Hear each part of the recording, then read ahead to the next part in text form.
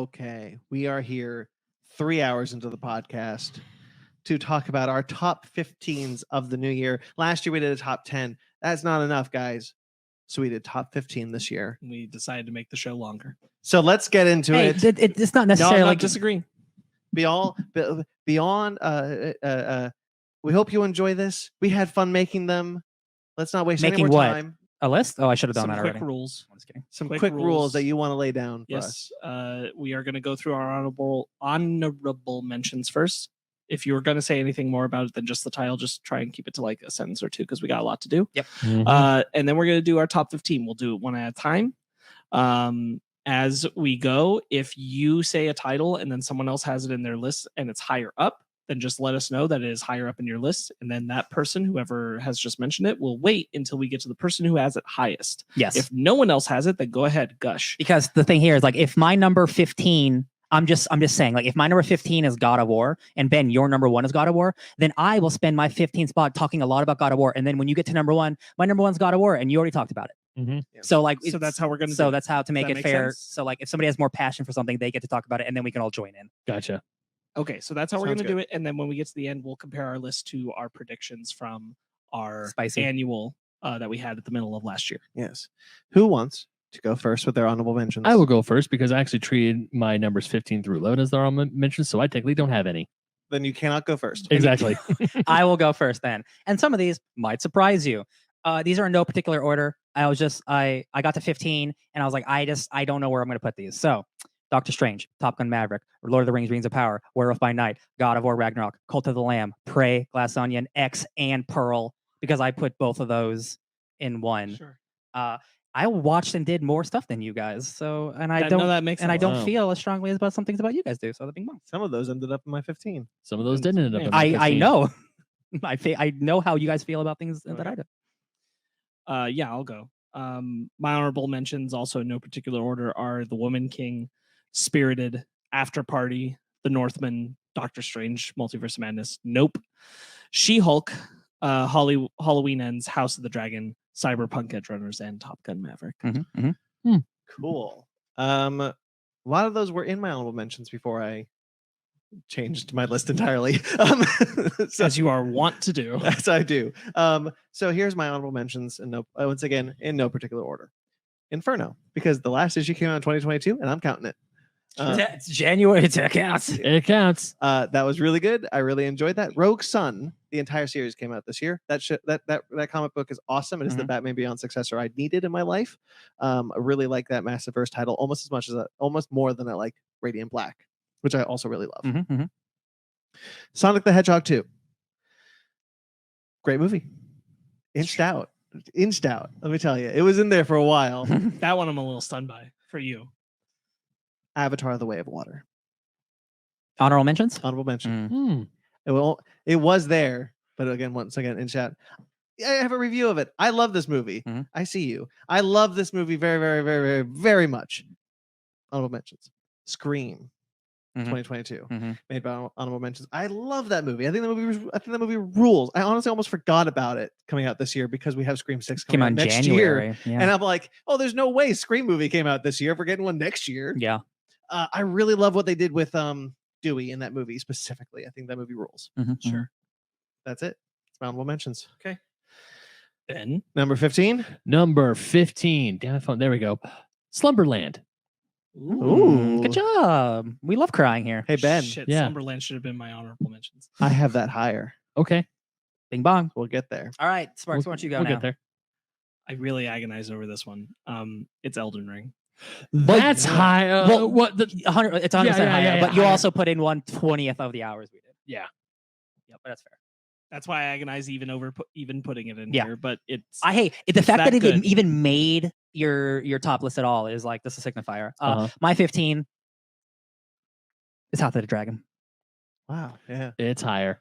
Good. I cannot tell you guys how hard this was. Yeah. But I love everything. That's why this is like I wanted this to be a top 25. I wrote like 40 things down. I can't do all this. Yeah. So yeah, 15's out the dragon, but This good. this was hard even to do 15. Part of the fun is the difficulty, at least for me. I think that's what makes this fun. Seriously, there are things I'm like, okay, cool, and then I was like, oh shit, but it also came out. I gotta put that in, and then it inched something out. I was like, yeah, sorry. I also want to make a quick note, at least me personally, that I meant to say at the top, which is that like my 15 is a reflection on how something resonates with me personally. Yeah. It doesn't always mean that I think where I put a thing over another thing means I think that thing is better made or necessarily or something like that. It's just there are some things that I left out where I'm like, I think that's genuinely probably better than some things I put higher. 100%. But there's some things more to me. Money can't buy. You're absolutely correct. That is a really good signifier for mine as well. This is more something I've just run into a lot where people are talking about, like, especially it always happens at the end of the year. People are talking about how they rank their films and everything, and it's always like this objectionable view. And I'm like, objectivity doesn't exist. Oh, like they put like the highest rated movies. And they're like, I'm like, objectivity doesn't exist. Like I go with what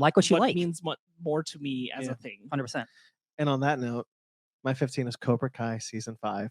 Talk about it. Definitely not on mine. Go for it. I am shocked this made my list, frankly. Hell yeah. We watched it in the early hours of 2023 and we were hooked. I have been very critical of Cobra Kai, especially its first 2 seasons, and the second 2 seasons I think are better, but still stupid. I think the show is ridiculously stupid. But season 5, I'm almost speechless talking about it because like I think they were going on all their cylinders. They were firing at 100%. Terry Silver is an incredible villain that they wrote for this character. It's stupid. It's soap opera-y. They really lean into it, and they finally resolve a lot of the really stupid character work that had been holding the show back for me, and they resolve all that, literally all of it in the season. Hell yeah. To create one of the best seasons of TV I've seen this year. Love it. The main characters are great. We get a team up of the 3 villains from the trilogy, Mike Lawrence, Chosen, and Johnny Lawrence, which was really fun. I was on the edge of my seat the entire season. There's stakes. There's great martial arts. It's great. It's so crazy that started as a YouTube original show, right? And now it's like one of Netflix's like biggest things. Yeah, it's getting to season 6. So crazy. I'm so excited for season 6. Mm-hmm. My number 14, Werewolf by Night. Higher. Nice. Cool.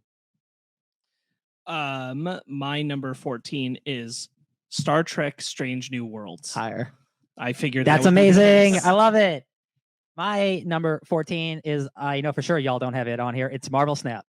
Yes. Yeah, I don't have that. Yeah, Marvel Snap. I thought about it though. It's just so impeccably made. It is a lot simpler than a lot of other card games, but it is like by simplifying it, like they made honestly like one of my favorite card games I've ever played in my life. And it's not just because it's Marvel. If it was DC, I'd feel the same way. It's just like the mechanics, the 3-lane structure, the different locations that change up your strategy, the different decks that you can make, the synergy between so many different cards. It's incredible how much and how little can happen in 6 turns. Because 6 turns is not a lot of time, and how quickly you think you're going to win on turn 5, and then they play literally one card which fucks your entire day up. It's so true. It's incredible. Like my favorite thing about it is, and I hate gambling, but it has the best gambling feature I've ever seen in a game, and it's the snap mechanic where you snap because the way you level up so often. The way you level up is you get like these collection cubes, and you can bet more cubes if you think you're going to win. And then they can match you and raise you. So if you think you're about to win, you'll snap it and it goes snap. And you're like, I'm about to win this, baby. And then they lay a card and you lose 8 cubes and you go down a level. And I'm just like, Jesus Christ. I can't tell you at least like 6 times in the past 2 weeks has been a time where I was confident and I thought about hitting the snap, and then they hit the snap and I'm like, I'm hitting that snap. Baby. You challenge me? Dead. And there's no communication in the game. Like you can't type anything. You can just say like, oh, hello. And like the most basic things. But that snap mechanic is devious. Ooh. It's so devious. And there's a little Thanos snap emote where if you do that, boy, does that piss people off. And I use it every time. It's like the simplicity, like just it allows you to do so much. And like it's like they love to tell like it took 4 years to make this game. And like I believe it. I see how like it took them so long to get like the perfect the simplest perfect card game you can make, and like it's only getting better. And like the battle pass system is incredible. I think the collection system, the free stuff is great. You are always getting cards. There are so many cards, just like there's so many Marvel characters. Like I am like level 1000, and I'm watching streamers who are level 5000, and they're still getting new stuff. And I'm like, that's insane to me. That is truly insane. And you can't buy your way to victory. You can just buy better variants. And that's the best thing about the game. Marvel Snap, number 14. Amazing. My number 14 is Spirited. Ching, ching, ching, Go for it. Was in your honorable mentions, right? It was in my honorable mentions. Honor. Spirited was a surprising film for me. I was interested in it because I like Will Ferrell and I like Ryan Reynolds and I like musicals. And you like A Christmas Carol. I like A Christmas Carol, so like sure. But the fact that they were able to pack in so much heart and a well done but predictable story. Like predictability is not a negative in this sort of context. Like I pretty much saw the twist coming, but still, the fact that they're able to nail it. I wouldn't even call it a twist. Yeah, frankly, right. And there's so many lines of dialogue that are so quotable. We've just quoted as like the leading cause. Good afternoon. Good afternoon. The leading cause of death back then was January. Yes, that's a great line. I think Ryan Reynolds and Will Ferrell are very fun. It's very old school musical. The music is great. Yeah, real quick, like one of my favorite things about Spirited is that it's very much clearly a send-up of the movie musicals that were made in the 30s and 40s, and trying to recapture specifically the staging and the framing and the structure of those films. And I think in that it is magically, masterfully made. Yeah, and I think the music. I listen to the soundtrack a lot. It's a good soundtrack, especially the track "Good Afternoon" is a very fun track. It's very fun. I'm very pleased with Spirited. It will be a Christmas watch every year. I do highly recommend it. I think Brandon's right. It took the idea into a really cool place, and I liked it a lot. Love it. Ben? Number 13, The Northman. Was in my mentions, but not on my top 15. So I forgot about that one, and I went through all the lists. Damn it! It would have been my honorable mentions, to be honest. I don't know. Brandon? No, it's not on my list. Cool. So I freaking love that movie. It's great. It's really good. It's a great movie. I just love how it was shot. I love how it was grounded in reality. Naked volcano fight. Naked volcano fight. But also how there was still a strand of mysticism in there with the sword not being able to be drawn during the daylight. Yeah. To me, it was a really good period piece set in the age of the Vikings, and learning that Shakespeare took the story as a basis for Hamlet is like, it makes sense.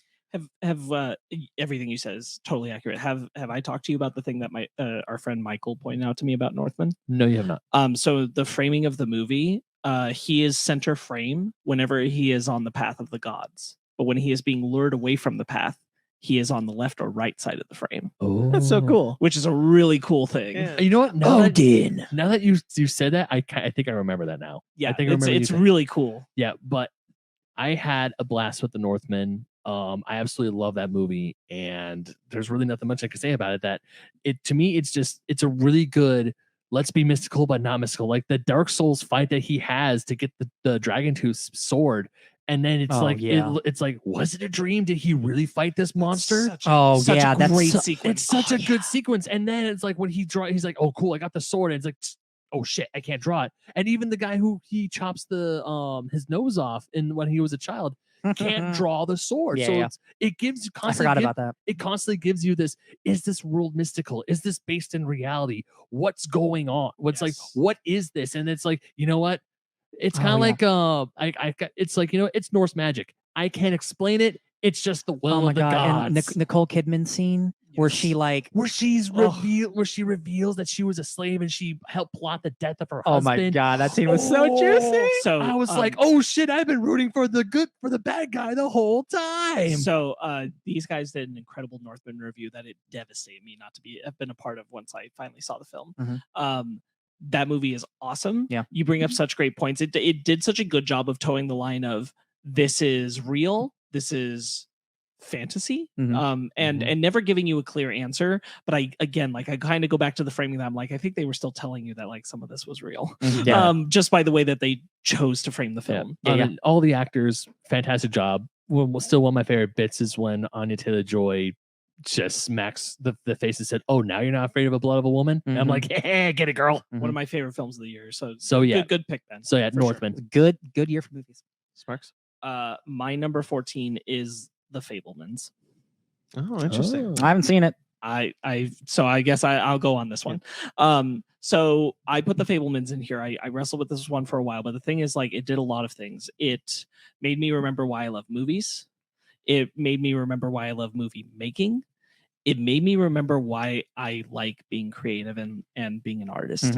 And doing all of those things, plus telling me a super personal, well-crafted, emotional story in the best sense of Spielberg being in his bag, moved me so much that I was like, I can't ignore how classic and true film this is. The Fabelmans was so impactful, and I don't know that I can really encapsulate it in a way where, like, I think you just have to experience it, and I think everybody's experience with it is going to be an individual thing of how much you see of yourself in Spielberg and of how much you see of yourself in the artistry or how much you connect to filmmaking. It's all going to be very personal, and how much you see of your I'm not even gonna say family, but just like the life you had around you as a child in what he's giving to you. Okay. And I think that is going to define your experience. And for me, it defined a lot. Yeah. That was very accurate. It's very close. Yeah. Just stitched out. Really, really loved it. So that's my number 14. Nice. Right? My number 13. Nope. Oh no, you're right. It's number 13. I said number 14. I meant number 13. Number 13 is nope. Yours is honorable mention, right? It was in my honorable. I finally did see that movie, but it's not That's fine. on my list. But if I remembered, I would have put Nope as an honorable I trusted mention. you were going to put it in, so I was like, I'm glad somebody's doing it because it's not going to be me. I just think it's just awesome, and like Keke Palmer is like, she might be like my favorite working. I honestly haven't seen that much from her, but like she has just such a personality. She does. And I've watched more of her like game show stuff on YouTube than I have of her like real work. I just really like her, and I think she is so fierce in that movie. And not that Daniel Kaluuya, he's much more of a reserved actor, which he's doing a really good job of. I just connected more with Keke Palmer, but like Jean Jacket as a character, as your just quote unquote villain. What a actual biblical thing I did not see coming. Wow. Seriously. What an Ava film disguised as something else. The fact that like I still go back to, like, I wouldn't call Nope a horror, I would call it a thriller. Yeah. Ryan and I did a great review. You should go check out. We did? We discussed about it. It's been Yes, a- you and I did. it's We been did. a We did while. get a chance to talk about Nope, because we were very passionate about it, and I really do love Nope. I think it's super well made. You mentioned Keke Palmer. I think she's extraordinary in it. It certainly like cleaned my brain out after having watched Scream season 3 earlier in the year, in which she's in, and it's not her fault. She has a terribly written character. That's a bummer. And she's just absolutely wasted in that show, as is most of the cast. So to have this, everybody's firing on all cylinders. Yeah, I think it's just excellent. I love that movie, but I think once that third act kicks in the gear and like it becomes almost like an action movie, it's just wild shit. It's just so cinematic. Like it's almost like Spielberg. Like it's and then you get to like the TMZ guy. And I was like, what is going on? And a fun fact, like I'll share with you guys because you've seen it by now, is that I saw this with our friend Forrest. He's very much like his profession is working with cameras. He's a cinematographer at heart. And when it got to the part where the guy is like, I have to capture the magic The moment, perfect and, shot. like, and most people would say like, God, he's so stupid. Why do you have to do that? Forrest was like, I he get had it. to do it. He had to do it. And I'm like, okay, it's real. If you're that person, it's real. Well, and that character is so great. He shows up in the beginning and then you don't think he'd show up again. Then he's in the end. Like Nope is just an awesome movie. Also, it's got an Akira slide in it, and like Jordan, you're I a was bad about to man. say, like when I saw that, sneak. It's a good sneak. I was watching that with Fanny. I'm like, oh, they did the Akira slide. She looks at me and goes, huh? I was like, the slide with the motorcycle in the anime. She's like, oh, that's right. Ben, I showed that to you. Now you show that to Fanny, and it's a circle that will repeat. No, forever. dude. The fact that they were able to get that in, and hearing Jordan Peele talk about it is so delightful, because he's just like, I know I did it, man. I just wanted to put it in. There's There's no theme or reason. Nobody could stop me. It's just cool. I wanted to do it. No, Ryan, Yeah. you showed Fanny and I Akira together. We watched all three. Was of them. Fanny with us? Fanny was Bro, with I us. don't remember. I was focused in on the robot boy. Oh, bro, we were all there together. It's been more than 3 days. My memory is deleted. More than 3 years since we saw that. Brandon. Number 13 is The Batman. Higher. Cool. So where are we on? Number 12? 12. Number 12. Number 12 for me, Cult of the Lamb. Honorable mention. Nope. Go ahead. Nope. All right, cool. So I did not expect to love Cult of the Lamb as much as I did.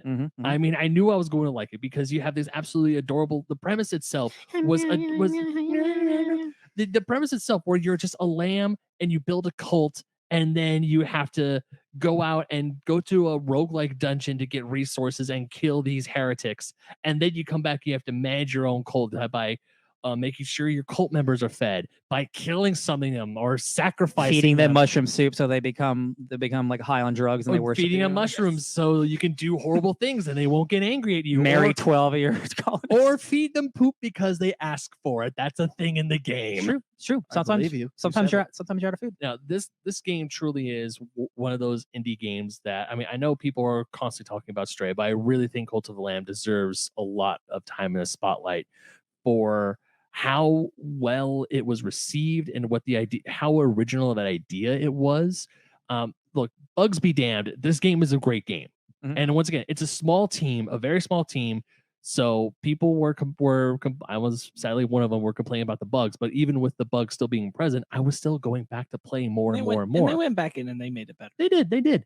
Nothing was game breaking. Yeah, exactly. And one of the things about Cult of the Lamb I just absolutely love is just the art style, how everything's so cute. But when you go fight the Eldritch monsters, like the bishops, they're constantly they're just like they turn into these giant eldritch horrors. Yeah.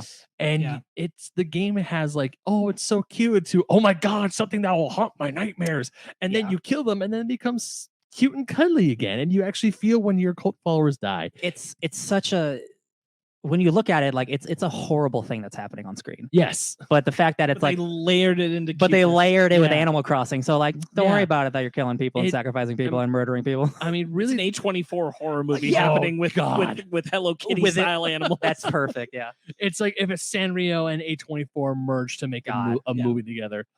One of the things I also love about this game is just how my entire household fell in love with this game, because I bought this game on a whim. I told my roommate about it. I come home from work at 1 o'clock in the morning. He's still up playing. And then I go upstairs and my girlfriend is asking, oh, is Kai still playing? Because I want a turn. Yeah. And just the fact that we were taking turns and we are swapping stories and how, or the better way to build our base camp, our cult.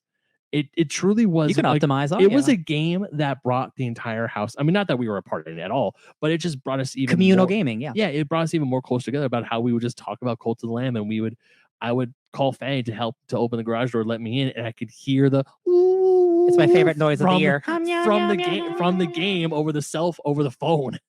And yeah, Cult of the Lamb, it's a fantastic game. Highly recommend it. Worth every penny. 100%. Love it, Ben. If you want to hear more of us talking about it, go check out our Q3 quarterly discussion on pause menu from last year. Oh, are we gonna do? We did a whole discussion on- Q4 sometime soon? We are. Yeah. Hell yeah. It's just a matter of scheduling. No, because I get it. I just it is a forgot. weird week. Oh no, I don't expect it soon. Oh yeah. Sparkles. Yeah. 12. Number 12 is RRR. Higher. Oh. I forgot RRR. Oh no. This is gonna be rough. Oh no. Oh no. Higher. Okay. Oh no. It was at this moment, Ryan. Might have to be a top 16. No. No, I messed up. RRRs in my honorable mentions. I did this to myself. I'm so sorry. I can't move anything else. I would feel bad. No, about I it. totally understand. I'm so sorry. Oh, it's you okay. can still jump in on that discussion later. Yo, not We'll to. be getting- because Brandon's higher. Yeah, so yeah. we'll get Okay, there. good. You go. Oh, 12? Yeah. Unfortunately, I'm the only person who I think has seen this movie, and it's Barbarian. You are. Barbarian it's actually not my favorite horror movie of the year, but it's one of my favorite things of the year. Barbarian has a great 15-minute opening, and then the rest of the movie actually starts happening, and then you're like, oh, okay, we're doing this. Cool. It's not as like the closest thing I compare it to is something like Malignant, where like it's a batshit crazy horror movie with really goopy goops and like weird shit happening. I love it. It's from the whitest kids you know, which is why I think you guys would really like it, because it's really funny and really dark at the same time. I know I got to get to it. I'm going to. Yeah, We're gonna do it. I don't want to talk about it a lot because like it is a movie that is like about its spoilers. But it's not the movie that it's presented as. And you don't get many From Dusk Till Dawns anymore, where you're sold one thing and it's the complete opposite. Everyone still thinks like Bill Skarsgård's like the bad guy in that movie, and I'm like, please watch that movie. It's fantastic. Barbarian, great stuff. That's wonderful to hear. Number 12, God of War Ragnarok. Higher. Good. All right, I'll wait then. Number 11, Ben. Number 11, The Matrix Resurrection. Wait, Excuse me, sir. Sir, that came out. That came out December 2021. Wait, did it? Yes. We reviewed We it. reviewed it We reviewed in the it beginning of 2022. 2022. But here's the thing. Well, here's the thing. shit. Ben, I will allow it because anytime we can talk about the Matrix, that's a good time. How about that? You know what? You're right. It did come out in December, but damn it, I thought it came It's out. okay. Hey, you know what? We talked about it like earlier in the And year. you know what? I think it made all of Because our top 10 lists Yeah, last it year. was in my top 3. It was in my last honorable. year. Yeah, You know what? It was. That's okay. Can I change my answer then? If you've If got you have- something, if you sure. have- If you have something sure. to slot it in, Top Gun Maverick. Okay, Okay, I'm surprised I'll that's allow not it. higher, but it's higher. for mine's me. honorable mentions. Okay. Top Gun Maverick is higher. Okay. Love it. I forgot about the shit. That's okay. Because I was even looking at our episodes. you know like, what? Oh, Matrix came out. There's a today. lot of stuff this year, bro. Matrix Resurrections is an incredible movie. It's true. Yeah, I had to think about it too, because I was like, we did Matrix Resurrections. Looking last time, through right? our reviews, there's a Matrix review from 2022. Right, so- exactly. Yeah. So Okay. yeah, Top Gun Maverick. That's my number 11. Okay. Love it. My number 11 is Glass Onion. Interesting. Mm. Higher. Honorable mentions. Not mine. Cool. I'll wait. Number 11, something I only did. Midnight Suns. Midnight Suns is the second. Sorry, there are 2 Marvel card games released this year, and they're both great. Midnight Suns, is my. It's my second favorite game of the year. You know what my favorite game of the year is. This would have been, if Elden Ring didn't come out, this would have been my game of the year. So Midnight Suns I is. just want to say real quick, you talking about it has made me so excited. I'm so excited to get to and it. I honestly, I don't know if you'll connect with it as much as I do, but I know you like great Marvel stuff and you like tactic stuff, so you'll like it. But like for me, like it is the most perfect Ryan game I don't think that could ever be made, specifically because it's about superheroes. It is. I get to wake up. I train with my favorite hero. I get to go on missions with them. I get to go watch movies with them. I get to go fishing with them, or go to like a spa day. There is long running narrative arcs happening with multiple characters. I'm probably 35, 40 hours in, and I finally hit Act 3 of a 3-act game. So I probably got another 10, 20 hours, and I can extend it as much as I want. The thing that is so good about the game is just the pure gameplay of it. I think the writing is pretty good. I don't think it's great. I think the character work is really, really good. I don't think it's MCU quality all the time. The gameplay is where it's at. It's the guys who made XCOM, and they've made something so unique, and that is a strategy game, but it is a card game, but it's also part Persona. It's also kind of Pokemon, where you want to level up your heroes, and you have to pick who you level up because you don't have time to level up everyone. You're on a daily system. You can only do so much. But the mechanics of you being a superhero, and you can move anywhere you want, you can interact with the environment, the hero powers that you get, and you collect more and more over time, are so fun. And the synergy between heroes is it's almost like a tactics Marvel Ultimate Alliance game. And there's 12 heroes, and they're so fully realized, not just in terms of characters, but their powers. And the only other game I can compare it to is something like Multiverses, where they understand the characters and how you use those abilities in a video game, because every single character plays differently. Of course, Magic would use her Disc of Limbo, so you're throwing people through portals all the time. With the Ghost Rider, he's using his car, and he's using his whips, and Captain America's using his shield and getting block power. Wolverine just decimates people. Blade has a bleed ability. Every character is unique and feels really special. And the story is really fun. I'm really enjoying it. And the thing that is so cool about it is about the Midnight Suns. It's about all these obscure characters, and there's so many Avengers in it. And one of the points of it, it's basically an Avengers versus Midnight Suns, because Tony Stark comes in thinking he's hot shit and he's going to save the world. And spoiler alert, he really screws up in one of these missions. And the Midnight Suns are like, yeah, this is what happens when you try to take over what we do for a living. It's great, Avengers versus supernatural shit that I did not expect. It's not like they're rivals, but Tony's like, I know what to do here. And Blade's like, bro, you're not a vampire. You don't know what you're talking about. It's just really great character stuff. And it's just like reading a bunch of comic books. it's just like so many comic books put into one game, and like I can't believe this game is so long. And I just play generic missions just because I like the gameplay. Like I am refusing to advance the story because I just want to play the game more.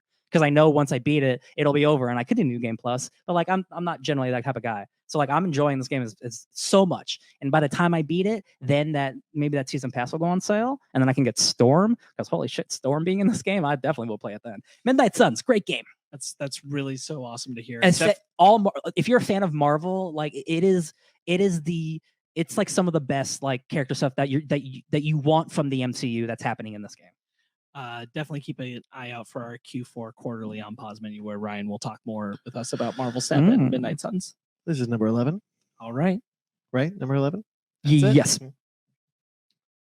Werewolf by Night. Oh, higher. Good. Nice. I love that. Good. Ben?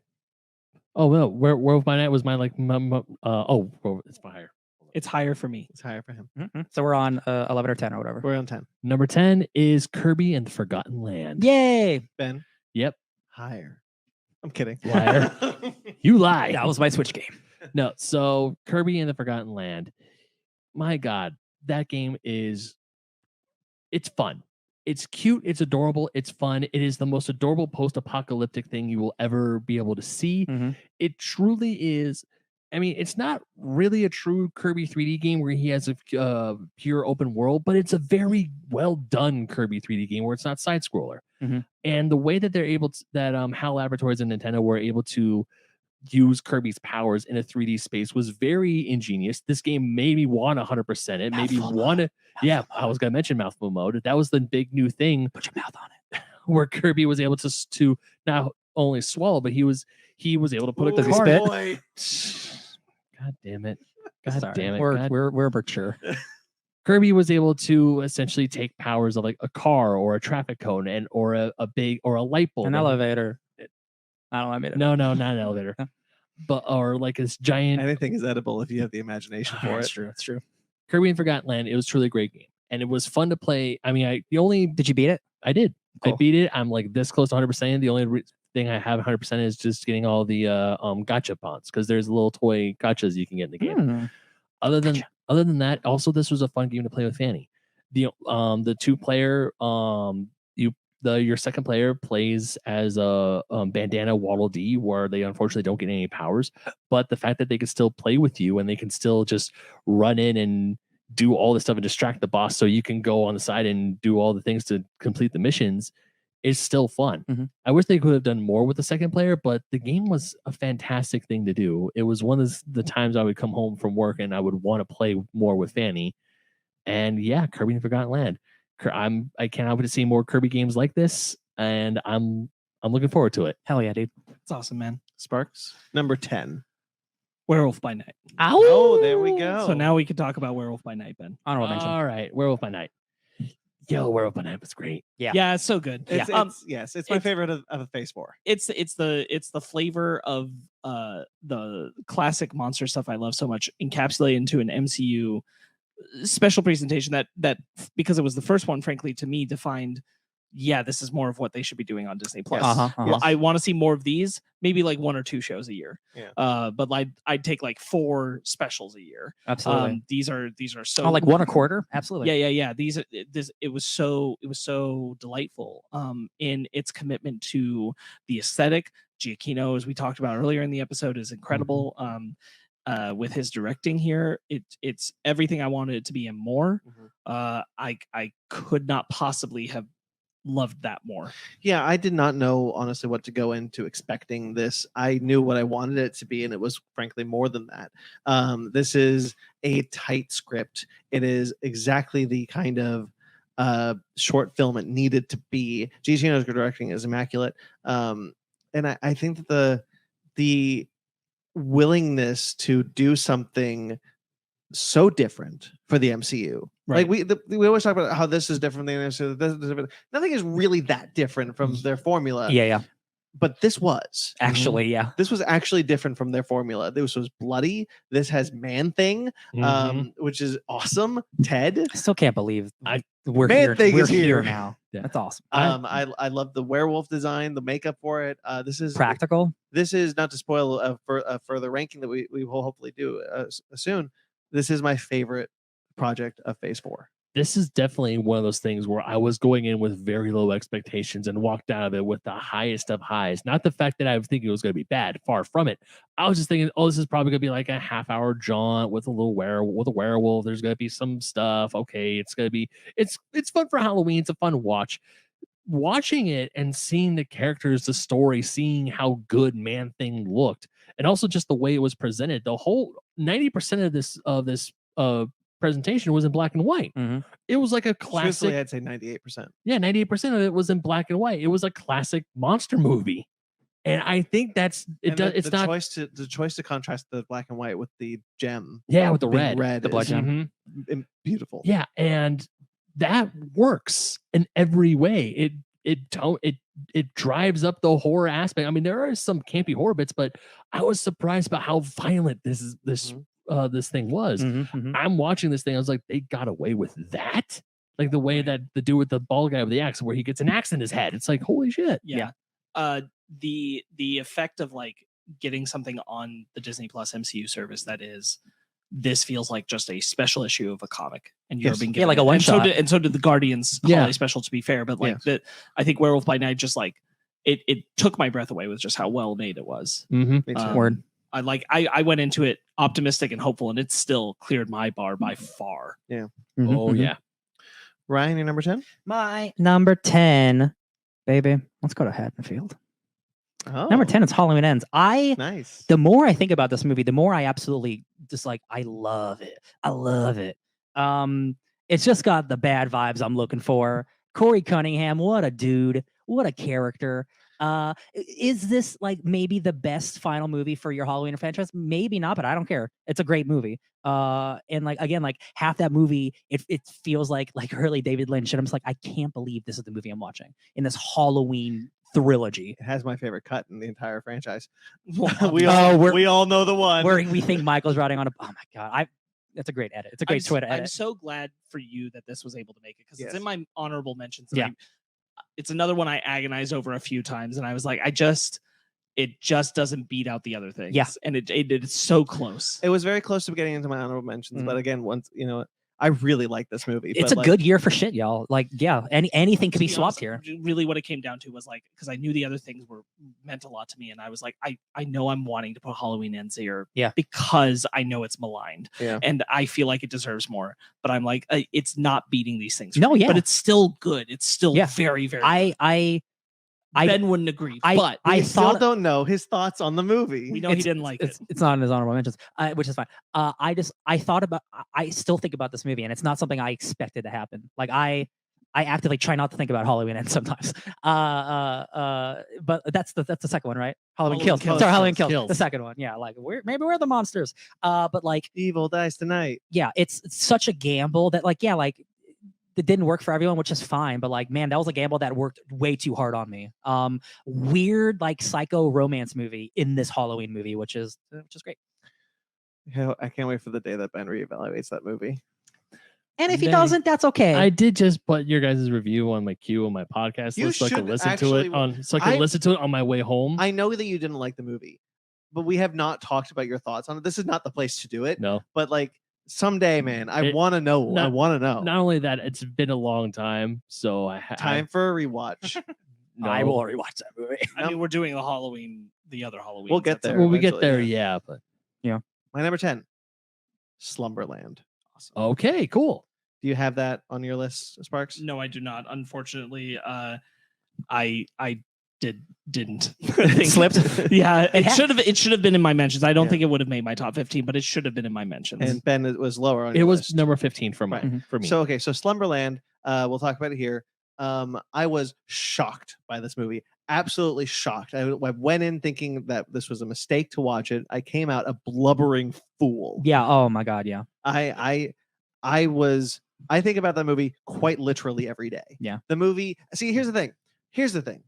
maybe I saw a different movie than the rest of the internet or the critics or whatever. I get that. Art is subjective. But like the way this movie has affected me was so unique that I was not prepared for. This kids movie about with Jason Momoa doing a great kind of Jack Sparrow, kind of whatever he's doing, Sticking his finger in his belly button. being so delightful, and the little girl who plays Nemo is wonderful. Yeah. She's in Spirited, by the way. That's nice. It was a great year for her. Both of her movies are on my top 10, on my top 15. It's cool. Yeah. I think the imagination on display is wonderful. Again, the way the movie hit me was so unlike anything else. The emotional punch in that movie, it's one of the most like visceral emotional reactions I've like ever had in a movie. Yeah. Like honestly, It's it's about the execution, and like they just nailed it so hard. Yeah. They did. It's like the emotional punch of what you would see in an anime, where like the punch just like it comes through the stomach. You see the fist Goes on the through other his side of the back. Yeah, Yeah, absolutely. That's how hard it is. I adore this movie. I knew the moment I was making my list. I rewrote this list 3 times with very different placements, but Slumberland was always 10.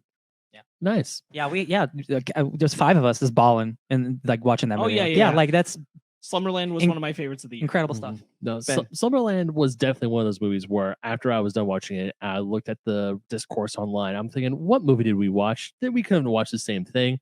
Because We're all right. yeah, I'm looking. I will never forget the review that we did where we were all just kind of like, Did you like did it? you like it? Yeah. We knew. We were all. We knew. You Did two you knew. like it? Did And you like like it? you guys holding your breath like, I'll be honest, man, I love this. He was like, oh my God. Like the second they said I loved it, all the rest of us was like, oh thank God, because this movie truly was charming. Yeah, this movie this movie was fun, and looking at some of the discourse, it reminded me of some of the arguments I would get into with some. Sorry, there's no other way to say it. Film snobs back at CSUN. Trolls. Yeah, trolls who were talking about, oh, you have to. This is like movies are made to be entertaining. Movies are made to be fun. There can be a high art there theme. They're mostly that it can happen.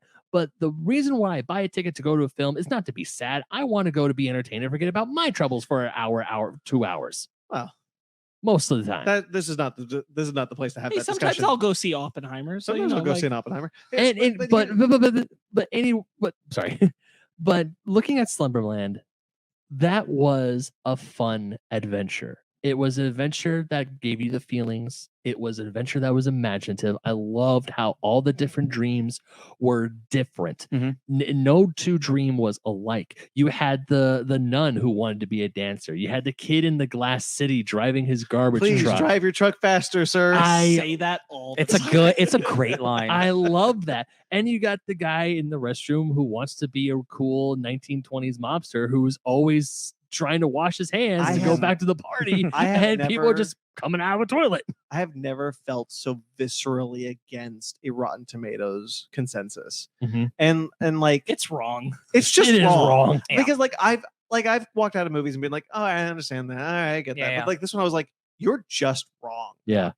You're just wrong. This has a bad movie. Like again, Rotten Tomatoes, like take it or leave it or whatever. But like most people who reviewed this movie did not like it. I'm just like, I just don't know what happened here. Yeah, The yeah. It disconnect. doesn't make what sense. did somebody piss in your milk when you Yeah. watched this? What happened? Yeah. Did someone give you pilk when you were watching this? One of my favorite Netflix films for the year, for Yeah. sure. Yeah. And one of my favorite films in general. Like it was just so good.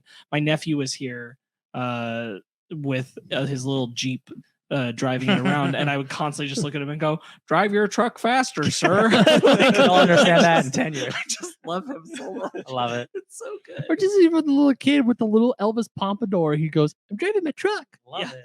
So good. And And, ha- like, at the end of the movie, when everyone's going through the doors of the dreams, Yeah. it's so Or good. or the guy on the Canadian Goose is like, we got a Timmy's over there, eh? But for you Americans, that's a Tim Hortons. It's the most check popular out- dream in Canada. If you Google want- it. If you want to hear more about us gush about how great Slumberland is and how much you should watch it, please go check out yeah, our Slumberland review. Slumberland is great. Ben, you're number 9. 9. The Batman. There we go. Higher. Oh boy, okay. Interesting. I love it.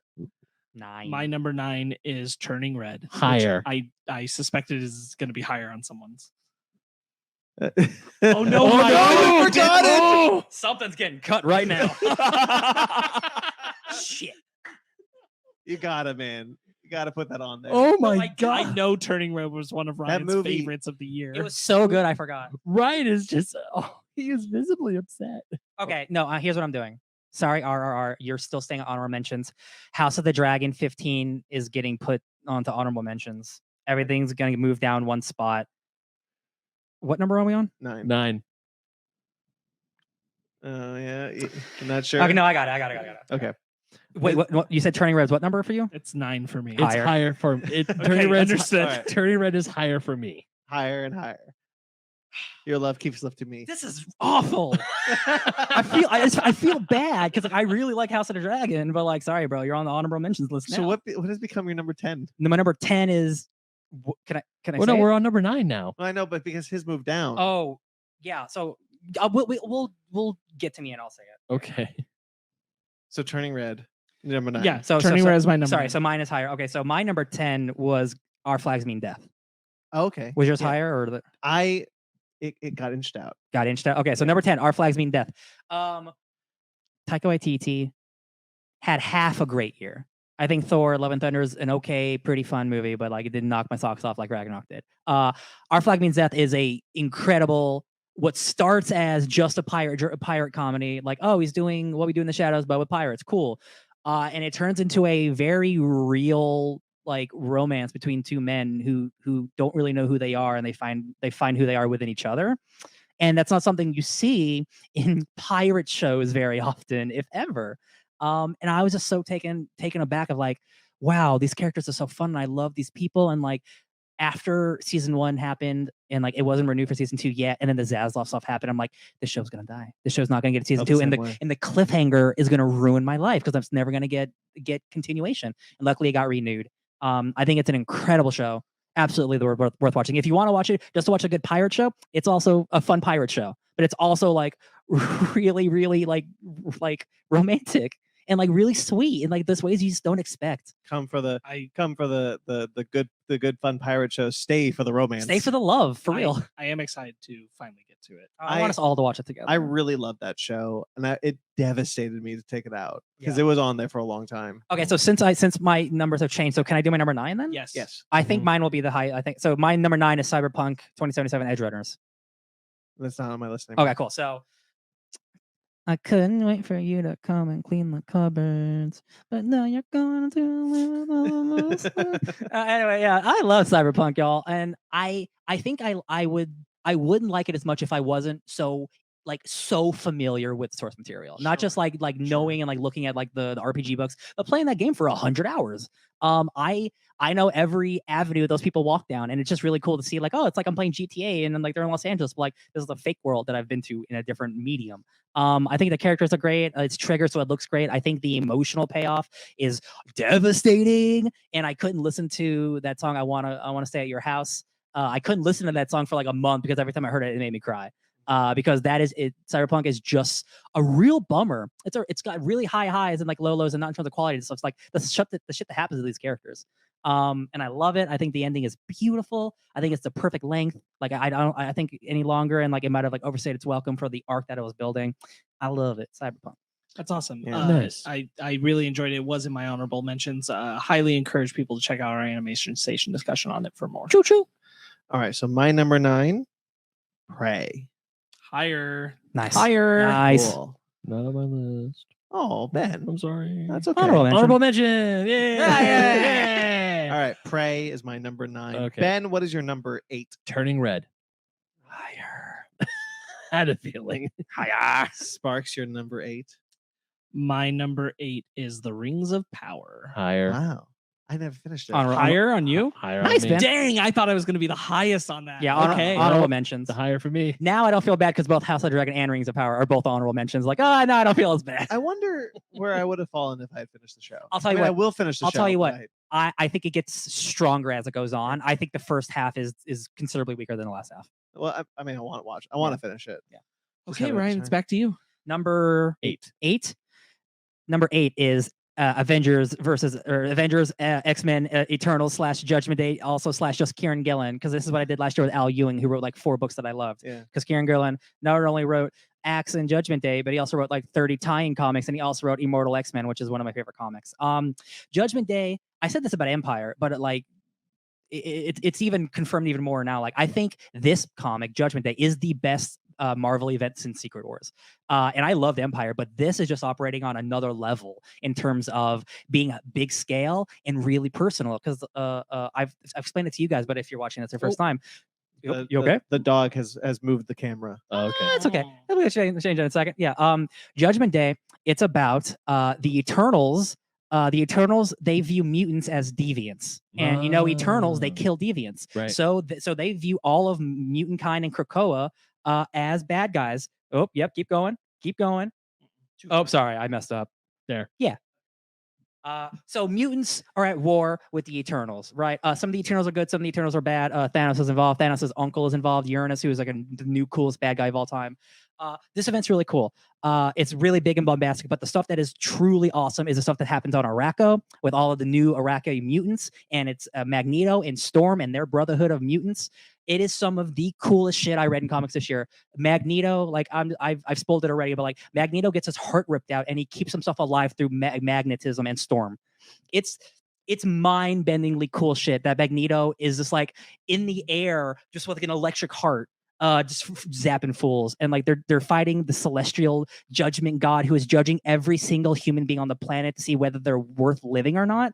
And all of these tie-ins are about their like extremely interpersonal like sadnesses and like, do I need to be judged? Like, should I get a yes or a thumbs down? Do I just need to die because like everything I've done has been for naught? Like, it's really interpersonal, like complex, sad shit all these characters are going through because it's the end of the world. It's just so good. And again, Kieran Gillen wrote like literally 30 issues of the main event, the tie-ins, Immortal X-Men, all these different things. And of course, Al Ewing's involved. He's doing X-Men Red. All this shit's great. But Judgment Day is so good. So good. I read the main event twice because I had it in single floppy issues. And then I read it again in a Marvel Unlimited with all the tie-in shit. Just great shit. Marvel Comics. Kieran Gillen's the best. You have me very jazzed about it. I know you wanted me to try and read it for this because I thought it man, would make it for you my got list. things happening in life. No, but I do want to get there quick. You'll get there. My number 8, and I'm curious, is Dragon Ball Super superhero. No. Ooh. Didn't make any of your lists. No. All right. You definitely like that movie more than I do. really like that movie. That is a good movie. I'm sure you told me why you didn't like it as much as me. Didn't we review it? When the Did review. we? Yeah, we did a review. We reviewed it. We do have a review. The villain sucks. I really like that movie. I really like the animation. I think I softened to the animation, I think, a lot harder than you guys did, because I think the animation is stunningly gorgeous. In the beginning, there's a bit in the beginning where like the bee is zooming in. I was like, but like ultimately, I think it gets better. I really love that it's a Piccolo movie. I really love what they do with Piccolo. Like, I think Piccolo and Pan are incredible characters that bounce off each other so well. It was so great to see Piccolo get the spotlight on a feature length film like this. Also, Gohan's there. I like the fights a lot. I really like what they do with Gohan also, because I think it's a crime that Gohan has been not getting the spotlight, and so the fact that we get Gohan in this is really cool. And I while the end fight recreates a lot of the same beats of the Cell Saga in frankly lesser ways, I think I really do appreciate some of the emotionality that is in there when it comes to the Gammas, when it comes to Gohan's new transformation, and even Piccolo's transformation. Piccolo's transformation is such a cheer moment for me. I do not like this movie as much as I like Broly. Broly was my number 1. This is my number 8. It would be insane if you did. I do really like this movie. I do like this movie a whole lot, and it had to be in my top 15 because I just adore it. I wish I liked it more. If you want to hear more thoughts on it, check out our review. Dragon Ball Super. I feel like everything we're about to name is like, oh, well, that's why I'm like Watch it's the review. helpful because we're giving Yeah, our yeah. breezy points. That's a good point. Yeah. My number 7, 7. The Rings of Power. Okay, so now we can there talk you about go. it. So I was off by 1. Yeah, off by one. I love the show. I also love the show. I just really liked it. I mean, I know we talked about, we have big Fake Nerds watch about it. I'll just give like a really quick breezy points because we're almost coming in 4 hours. I just love how the world looks. Mhm. I love the costume design. I love the actors. I love Durin. I love the guy who plays Elrond. Oh yeah. I love the reveal at the end. This show was I love all the stuff in the Southlands with that one elf whose name I cannot remember. Oh, You know who I'm talking about, No, A starts with an A. Yeah, the one who falls in love with the human girl. Sure. Yeah, you know. Okay. And just that whole story, how all the stories are separate but they connect. And also, Disa, is that Durin's wife's name? Yeah. MVP. I She's so love good. her. I love that actress. I love Disa. I just love everything about the elves, the dwarves, even That's my favorite stuff. yeah, yeah. even with Adar and the orcs and how they're and how Mordor gets created. Just Careful. Brandon still hasn't finished it. I mean, I know about that spoiler. Okay, cool. I'm stopping him before it gets too far. Oh, okay, that's fair. Okay, because there are things I don't. there are stuff, but I am super excited for season 2. Mhm. I just love how this world looks. There's Galadriel there. Yeah, Galadriel. I do like Galadriel. She's not my favorite, but I No, do that's like just me quoting a character. But just the way the world looks and just the way everything is. Don't forget that Bear McCreary. Yeah, Bear McCreary. God Oh my damn. gosh. What a year for He Bear snapped McCreary. too Holy- hard this year. Holy shit. when I watched. Yeah. Real quickly, I watched Lord of the Rings: The Fellowship of the Ring, Mhm. and I'd seen 4 episodes of Rings of Power, and I was watching this, and I was like, "Oh, there's a Isildur. Oh, there's a Gil-galad. Oh, that's interesting. Rings of Power has really paid off so far." I'm like in the beginning, I'm like, "Oh, I know that guy. I know that guy. I know that guy." Yeah. So really for me, it's just fantasy popped off super hard this year. And the fact that we're back in Tolkien's world again as a main media event makes me super happy. For me, it went into my number 8 because I think there are shows that were made better that didn't go higher than Rings of Power this year that I saw, but I think Rings of Power has flaws, but the flaws did not outweigh the absolute highs, like the creation of Mordor that you mentioned, Ben, or things like that. That I was like, I needed this. I needed this Tolkien optimism universe back in a big way, and I think like. To me, I was just so caught up in the feel of going back and the fact that it felt like going back. Yeah. And that had been such an insurmountable There and feat. back The fact again. that like it even is as good as it is with flaws is still impressive. Yeah. Like a Lord of the Rings show just on paper shouldn't work. Like it just shouldn't work. It shouldn't. Especially when but you're here like, we are, and like the Elrond and Durin thing has some of the most, probably outside of Andor, like some of the most moving dialogue. Oh yeah. character moments stuff. of Oh, yeah. any show I saw this year, Yeah. and stuff that's gonna stay with me for a very long time. That has the staying power of other sayings in Tolkien. So I couldn't let the year go without giving it its flowers. Yeah. I'm so curious what you guys are going to think about Willow. Oh yeah, who knows? I need to watch Will. But real quick, Grayson's in the chat. We mentioned Bear McCreary. Thanks for about sticking the around, music. Grayson says Bear does so good on all his musical masterpieces. True. You're damn right, Grayson. Here's the thing, though. I don't think Bear has done better than his Godzilla King of the Monsters score. Well, No. That's really good score. You know Bear. what? Yeah. Bear has done it. And Oh, you know they what? His Child's Play score, I really like. Child's Play score is really good. But there there's is done a lot of good scores. done so much stuff. there's something on my list that's a lot higher that Bear did musically. and I have no idea what I it is. don't know. Yeah, you know what it is. All Midnight right, Suns. moving on. Yeah, moving on. My number 7 is Prey. Does anybody have that higher? No, I had it low. Honorable. All right, cool. Yeah, Prey. I missed it by 2. Honorable. Incredible film. Yeah. Frankly, the rare thing where like I think Prey is better than the original. And just like outside of a single shot succeeds over the Predator in my opinion. And that shot is the reveal of the ship at the beginning. I wish that they hadn't done it. I wish they just left it as the fire in the clouds. I was so blown away by Prey. I was so pleased that they offered the extra dialogue track, where it's entirely in their language. The film is so effective. It's so well thought out. It revitalized everything I want to be revitalized about that franchise, and gives me hope for like what they could do in the future because it's so good. I wanted that film to succeed, and I think that it nailed it Mhm. 110%. Oh, yeah. I 100% agree with everything you just said. Prey would have sat a lot higher if other things didn't come out. And I think Prey for a long time was my favorite movie of the year. I thought that movie was truly spectacular. It is my favorite Predator film. I think it is the best Predator film. The director Jan Trachtenberg is one of my favorite directors. He does so little, but everything he's done has knocked it out of the park. Yeah. He's got the best Cloverfield film. He's got the best Predator movie. The new design for the Predator is awesome. I love Amber Midthunder. And She's so good. She's so good. The whole cast, very good The action is the best action in a Predator movie by far. Only rivaled maybe by Predators? Predators, not Predator, Yeah. the Predator, Yeah. Predators, which is my second favorite of the franchise. For sure. Yeah. I really like that movie. It nailed everything it needed to and more. And I can't gush about it enough that I was so happy that it got there. I honestly wanted to watch it again before I got to this, and I just didn't get to because I was like, it might go higher. Yeah. But it is where it is. Mhm. If you want to hear more, check out our Prey review. Check out Prey Rings of review. Power. Fake Nerds watch as well for more Ding discussion on dong. Applesauce. Ryan, you're number 7. Number 7, The Batman. that. Higher. Nice. There you go. Love it. Oh, Very cool. okay. I like that we all have it in different spots. It's a good movie. Someone say it's a good movie. All right, Yeah. my number 7,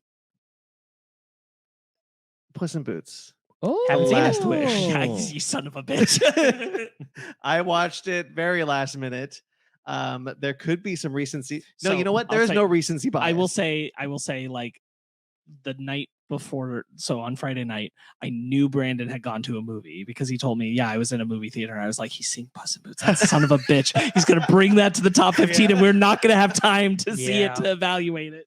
I wanted to see it because I wanted to know if it would make my top 15. Mhm. So we found a sliver of time that we could make work, and we went to see it. And you know what? I'm not going to say a lot about it. In fact, I will say very little. I will only say that it is my number 7 for a very good reason. I really liked it. I cannot wait for you guys to watch it. I really want to. I wish I could have, just to know, would it have changed things? Maybe not, but like I'm sure it would have been well considered. And as we've seen in the trailer, animation is stunning. Animation is stunning. I was talking to you about it yesterday. Stunning. Real quickly though, like DreamWorks, between The Bad Guys, which was a huge surprise, It was. and Puss in Boots: The Last Wish, great year for DreamWorks. Hell yeah. Great Yeah, year. For Bad Guy. DreamWorks. I'm actually mad at myself I didn't see Bad Guys in theaters because that movie was really good. It's really good movie. I am glad I sat on my plane to England though. And I don't want to say anything more about it because I want you guys to see it. You got it. Gonna see it. Number 6, correct? Mhm. Let me double check. I'm pretty sure. Beep, bop, bloop.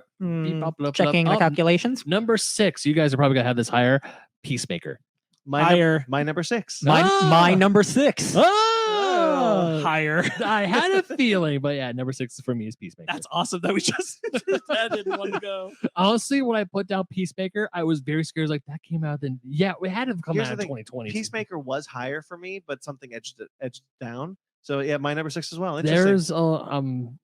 There's a few things that the reason why Peacemaker is at number 6 where it is. Well, is let's get to we'll it when get to it. Sparks Yeah. gets to it. Sorry. Mine's later. your So number my 6? number 6 is Sonic the Hedgehog 2. Higher. Yeah, to I'm Don't not be no shocked. so no one's You know what would have been really surprised. funny if he's like, yeah, Sonic, honorable mentions. I would have been like, are you a pod person? I really thought Sonic might have gone higher, but I had to be critical a little bit of how I felt about some things. And I was like, Sonic the Hedgehog 2 belongs where it belongs, and it belongs at 6 for me. It is awesome. It Mhm. made your list. It was on my list for a long time before I rewatched it on the boat. And the wedding scene played a lot worse for me the second time I watched it versus the first time I watched it, and that I think is what nudged it out of my top That's a 15 bummer. and into my honorable Aw. mentions. Because I've seen that movie like Oh, more than sure, once, yeah. and it still works. For I mean, the me. Robotnik stuff is incredible. No, I mean, like Yeah. even specifically what you're referencing, like Yeah. the wedding scene. That's Yeah, just so pops I was for me. I was Yeah. still chuckling when I saw the wedding scene on my plane ride to England, and I was like, Is that that's like the stuff with the wife? Yeah. Or, Yeah. okay. yeah, stuff with the sister. Yeah. Oh, this. Yeah. No. Yeah. Yeah, Randall. Okay, yeah, so you So because the number 6 was all the same, it goes goes, back to Ben, number 5. Number 5. Oh shit, number 5. Boop, boop, boop, boop. Yeah, number 5. Calculating. Number 5, House of the Dragon. Yeah, honorable That's mentions. it. Let's talk about it though. Game of Thrones is back. It is back. God, yes. Game of Thrones. Happy to be back. House of the Dragon was it. Talk about a show that I came in with the lowest expectations, and it blew me out of the water nearly every single week. It does have flaws. I will not say that does not have flaws, but to me, with a lot of things, the flaws are so minuscule, it does not impede my enjoyment of this show. And just the drama, the shock value that Game of Thrones brought to it, I feel is there, but it's also there even more. Like we all, like the three of us, have seen the end of House of the Dragon. We know what happens at the end of that show. Munch. Yeah, much indeed. And were just like, we saw it coming, but at the same time, even though we didn't, for a split second, we thought, oh, he's safe. Nope, he chowed. Munch. Yeah. And we have a whole review series about this, so definitely check that out. Check it out. But just the fact that every week I was excited to watch House of the Dragon. It was nice to have that feeling again. I mean, I'm going to quote Ryan here. I was excited for some hot D. Don't you dare, Grayson. Sunday nights was hot D night, baby. Yeah. And it's my night. It was definitely it was definitely a show that I was glad to be back, just like Rings of Power. But House of the Dragon was one I was more interested in. It was the one I was more glad to be back in that world. And I was just glad that it washed the taste of, I mean, it hasn't fully washed the taste of season 8 out of my mouth, but it's just, I'm happy to be back in a world that's so familiar, but also so foreign at the exact same time. Yeah. I like the violence and like the shock value, like that is part of Game of Thrones, but like really I'm there like just for anything is about the characters. And I think this has some of the strongest character work. Oh yeah. It has, even though it has now dropped down to my honorable mentions, it has my favorite performance of the year, and it's with Viserys. It's with Paddy Considine. Yes. Oh yeah. That dude, if that dude doesn't win an Emmy, I'm gonna lose my mind. I'm going to be very upset. He's so He'll certainly win a fakie. I'll give him a fakie. That's how run it, cut it, ship it. His performance in I believe it's episode 8. Episode 8, yes. Like it's a scene I think about all the time, and it's like it's this man who's like 45 years old, but he looks 90. He is dying every second. Yeah. And he's surrounded by his family, and he's just so happy. The way He's just so happy, and his heart literally cannot take it. The way he plays Viserys throughout the years, throughout the multiple time jumps we have, and just to see him go from worst to, not only does he deserve an Emmy, the damn costume and makeup crew deserve Emmys. Oh god, he looks so gross. Just like when he takes off his mask, you see his Phantom, cheek baby. is like, his eye is gone, his cheek has eroded. He just looks like this husk This of a is man the stuff, Lionel. the husk that he used to be when he was sitting on the Iron Throne. And just all the characters do an amazing job. All the story, to me, I think the story is fantastic. Yeah.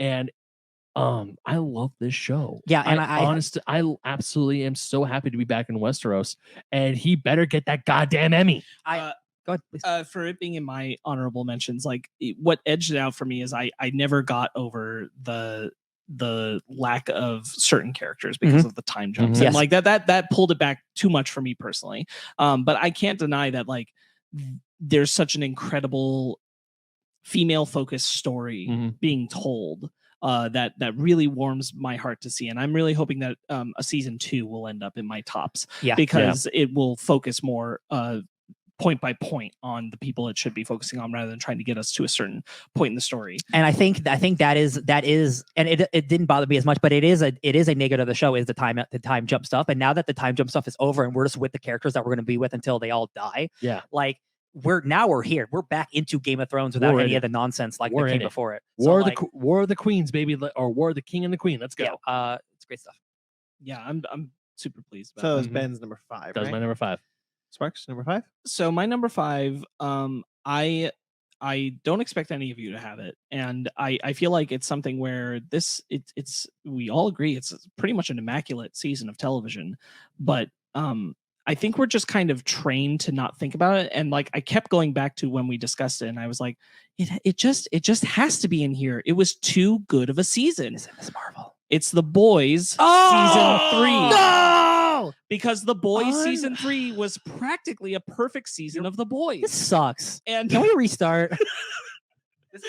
How did I forget about The Boys season 3? And I can't tell you guys, like I really looked at the list up and down. And I'm like, there's no world where The Boys season 3 can't be here I'm because mad now. that was such a incredible season of television. I can't drop utterly- Marvel Snap either. I No way. utterly and Now- completely forgot about The Boys. Now, here's the thing. I don't blame you guys. I think there's something about like It's always we kind know of there The at the Boys. constant. We know The Boys is a measured content thing where like It's always good. it's hit that point for us. There was so much new content this year. We didn't know how it was going to go. And The Boys is something where we know it's always going to be great. Yeah, And then this season was incredible. it's true. But it was the middle of the year, and I get it. I never let go of that. So it's at my number 5. The Boys season 3 was such a great season, and you should definitely listen to us discuss it on the Fake I was Nerd Watch just because I know all of you guys loved it. It was such a good season. Like they were just always hitting. Every single episode was just so goddamn good. If I were to do my list again, it would have been number 15, where Cobra Kai is. Sure, Yeah. I hate this. There's so much good stuff. I get it. Like it was a big year. So yeah, it's The Boys season 3 for me because what an incredible. Do y'all remember like the episode? Like minor spoilers for The Boys. The episode where it drops off at the her dropping like the social media shit in front of the news, and you're like, Homelanders. What is gonna happen now? What is gonna happen now? And shout outs to my personal friend, but it's not why I put it up here, but my personal friend Miles Villanueva showing up in the show for the season. Like he was a fast guy. Yeah, that didn't really affect my rankings because his character wasn't enough to affect that. But it's kind just of cool thing. to see him. It was great to see him. Yeah. I thought it was just a really thoughtful, well considered right, season of television, and some of our best Mother's Milk content ever. I just love it so much. So we're gonna have to. So there's gonna be a part 2 where we'll redo our lists, where I put RRR and The Boys on there. I wouldn't redo my list at this point, but if I had remembered, it would. If I had, like, you're right, because like I just was like, oh, of course The Boys. You know what? Of course The Boys is good. The Boys probably wouldn't have made my top 10. but It here's the definitely thing. would have made my 15. The Boys season 3 is the best season so far. It's a known quantity. Yeah. You know The Boys will be good, and I just thought this season was exceptional. You're right. You're right.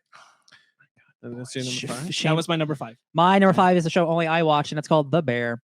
Oh, The Bear.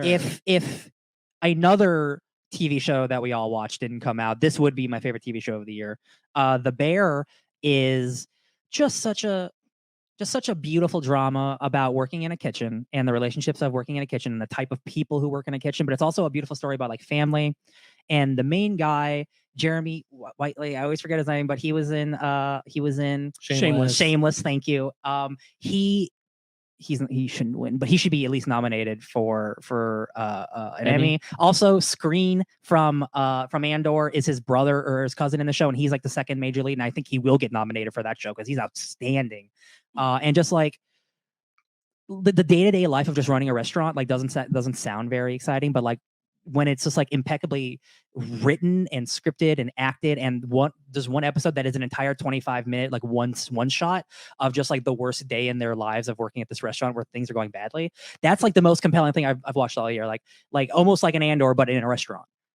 Just really great stuff, and it's a show that I thought about so much this year, and it has such an incredible final episode, and there's like a cameo of a character who shows up and he's like, oh, this famous actor is in this scene for 5 minutes, and it's like the most impactful scene of the entire show, and it leaves you like bawling at the end, crying at the end. And when that show ended, I'm like, I didn't want to cry right now, but are they doing a season 2, or is it a one and done?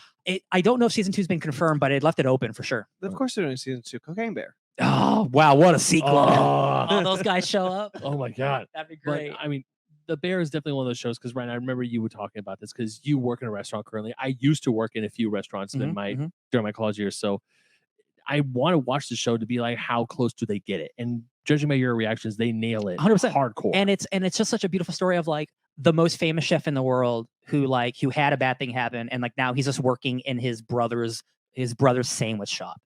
But like him being the most famous chef in the world is getting in the way of him running a business, and like he wants it to be like a 5-star French restaurant, but it's a sandwich shop like Jersey Mike's. Like it's a sandwich shop in Chicago. Yeah, there's a big level, there's a gap there. Yeah, but it's just like it's just so beautifully acted, and like it's the character stuff is so good. Love it. I hope there's a season 2. I need to watch know The it's Bear. something that I need to do. I do know that. Word.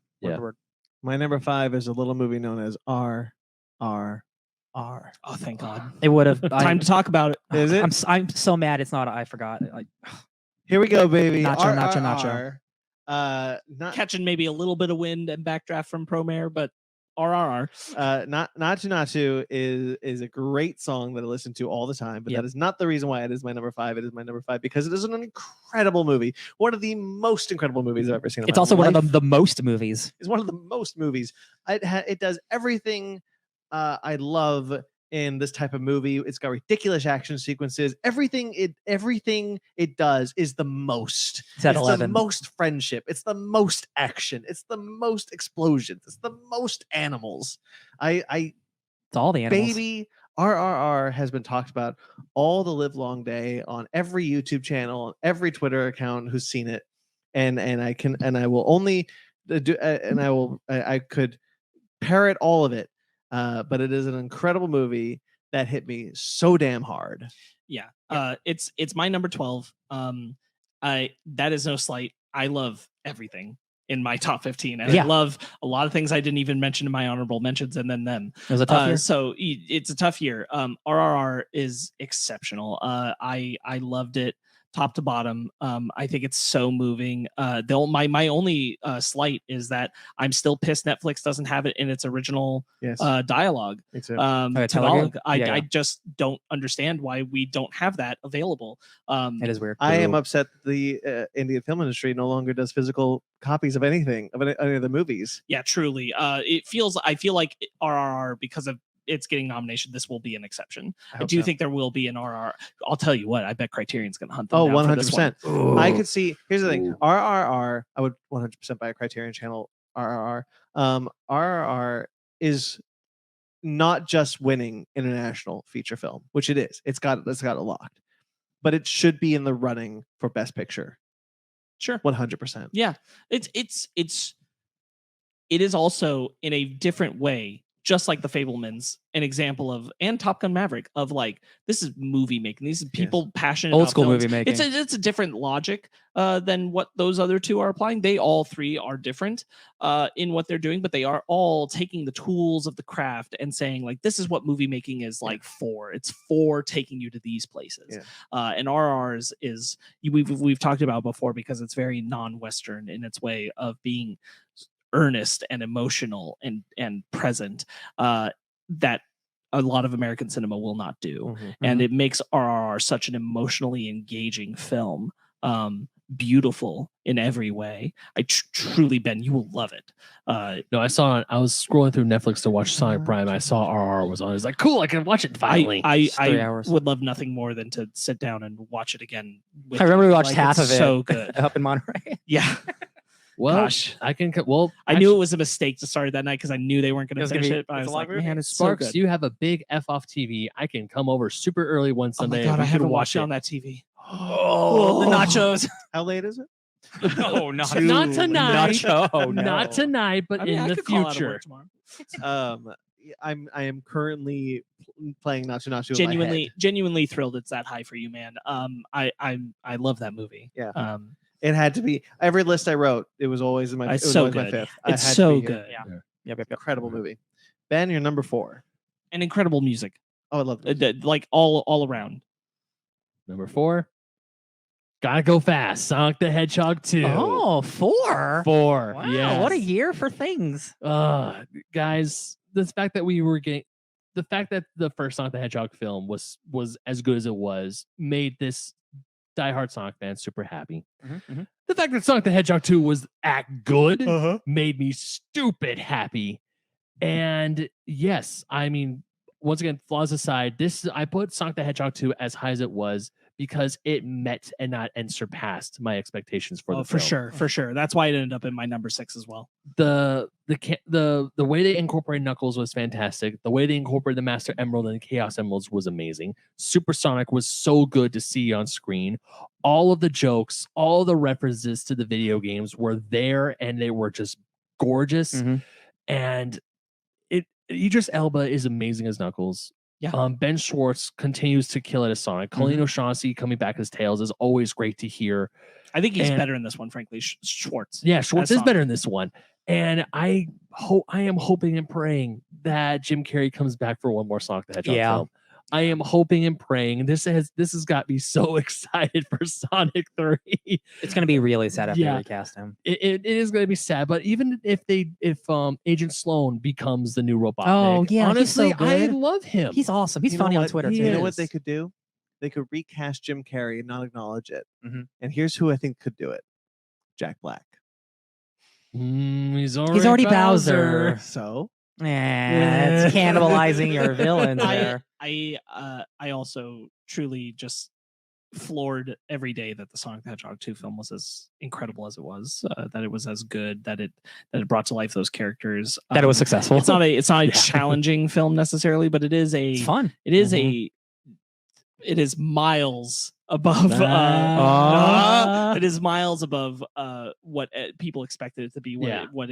we thought it could be. Mhm. And I never thought I would see a giant Eggman robot stomping through a city in live action to fight Sonic, Tails, and Knuckles. I never thought I'd see it, and the fact that The I saw it biplane and and it was, and everything. I was just, The tornado, yeah. and then I was just so in it, and that it got you so jazzed was really about it, and excited. that everybody Yeah. was just feeling that was.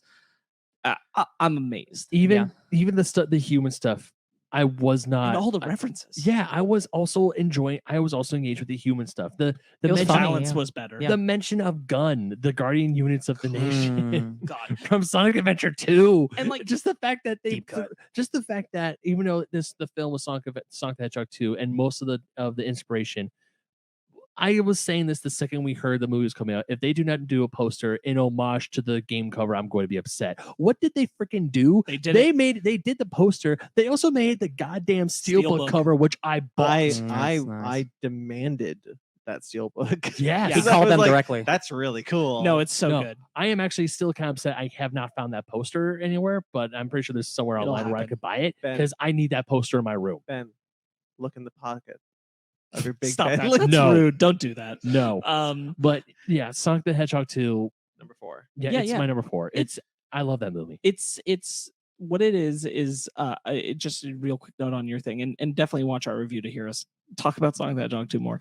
But they knew how to bring the human characters to a better balance with the others by making them live in a cartoon world, even though they are not cartoons, and that allows the humor to work rather than trying to realistic the Sonic characters into their world. Yeah. Yeah. Like the original design. Okay, Sparks what number are we 4. at? Oh, number 4. Number 4. This is the Batman. Yeah, There you okay. go. Okay, Here here we we are. go. We did it, guys. Oh, yeah. We're at the bat. Is it all of our top 10s at least? Yeah, It is. it's my number I 9. think I Nice. was the last No, one. mine's at 13. 13. Okay, gotcha. Mine's number 9. Yeah, so number 4, the Batman. I initially thought that this was gonna go lower. There were a lot of other things I was weighing it against, and I went back and I'm like, the Batman's the Batman movie I've wanted for a long time. Yes, 100%. And in so many ways was so well done. Mm-hmm. And I'm like, even just in score alone, I think about that theme all the time. Oh, yeah. I hum it all the time. And the- I'm months from seeing that movie. Yeah. I have rewatched it several times, and it is. Yeah, it was my number 7, and I initially had it lower, and I just kept rising up, and I'm like, I really like that movie, man, and I was sold like in the first like 10 minutes because I think that opening scene, it's like they think I'm in the shadow, they think that they think I'm in the shadows, I am the shadows. I think about that line all the time because that's the hardest thing Batman's ever said. Yeah. Uh, And like just that first opening scene, it's like, man, he knows. Matt Reeves. He knows he had a vision and he went for it, and it's a vision I've also always wanted. And Catwoman being one of my faves, like, oh, she's so spicy. Yeah. Just the fact that the Riddler, Penguin, all the villains in this film. I have not unfortunately. Oh, come on. Don't you know Spanish? When I haven't No rewatched- habla español, fellas. God, it's That's the best. great. But Jim Gordon, I love Jim Gordon in this movie. Yes. I love Robert Pattinson as Batman. I love Andy Serkis as Alfred. Oh, I haven't seen it since Every time Jeffrey Wright called Batman man. Come on, send man. me. Come on, Yeah. man. Come on. I man. unfortunately haven't seen this movie since theaters, but this is definitely one of those things where I know if I'm going to watch it, I'm not just going to watch it passively. I'm going to pay the attention. I'll tell you what, it would have been higher, and I've watched it multiple times now, but like, I think the final act is not nearly as strong as the rest of the movie, and it feels like there's a point like after the Riddler gets captured, that like another hour of the movie So happens. I thought about that too, and it was one of the things that was making me push it lower. Yeah. And then I was like, but Yeah. I really like when Batman's leading them out of the dark, and it's literally about this lesson of him recognizing I can't separate myself from humanity. I have to connect to humanity to make a difference. That's the only way I can make a difference in Gotham. And I'm like, shit, man, but you bring it all together in the end, and that final pitch is so good. And like you get there because of that third act. And so I'm like, even though I think it is clunky, that last the final moment like the makes up last for it beats are so with good. that girl. I honestly think if I'd watched it more throughout the year, I would have placed it higher. But this is definitely because when I put it on, I was like, I gotta put the Batman somewhere. I knew it was gonna be in my top 10. I'm actually kind of happy where I have it now.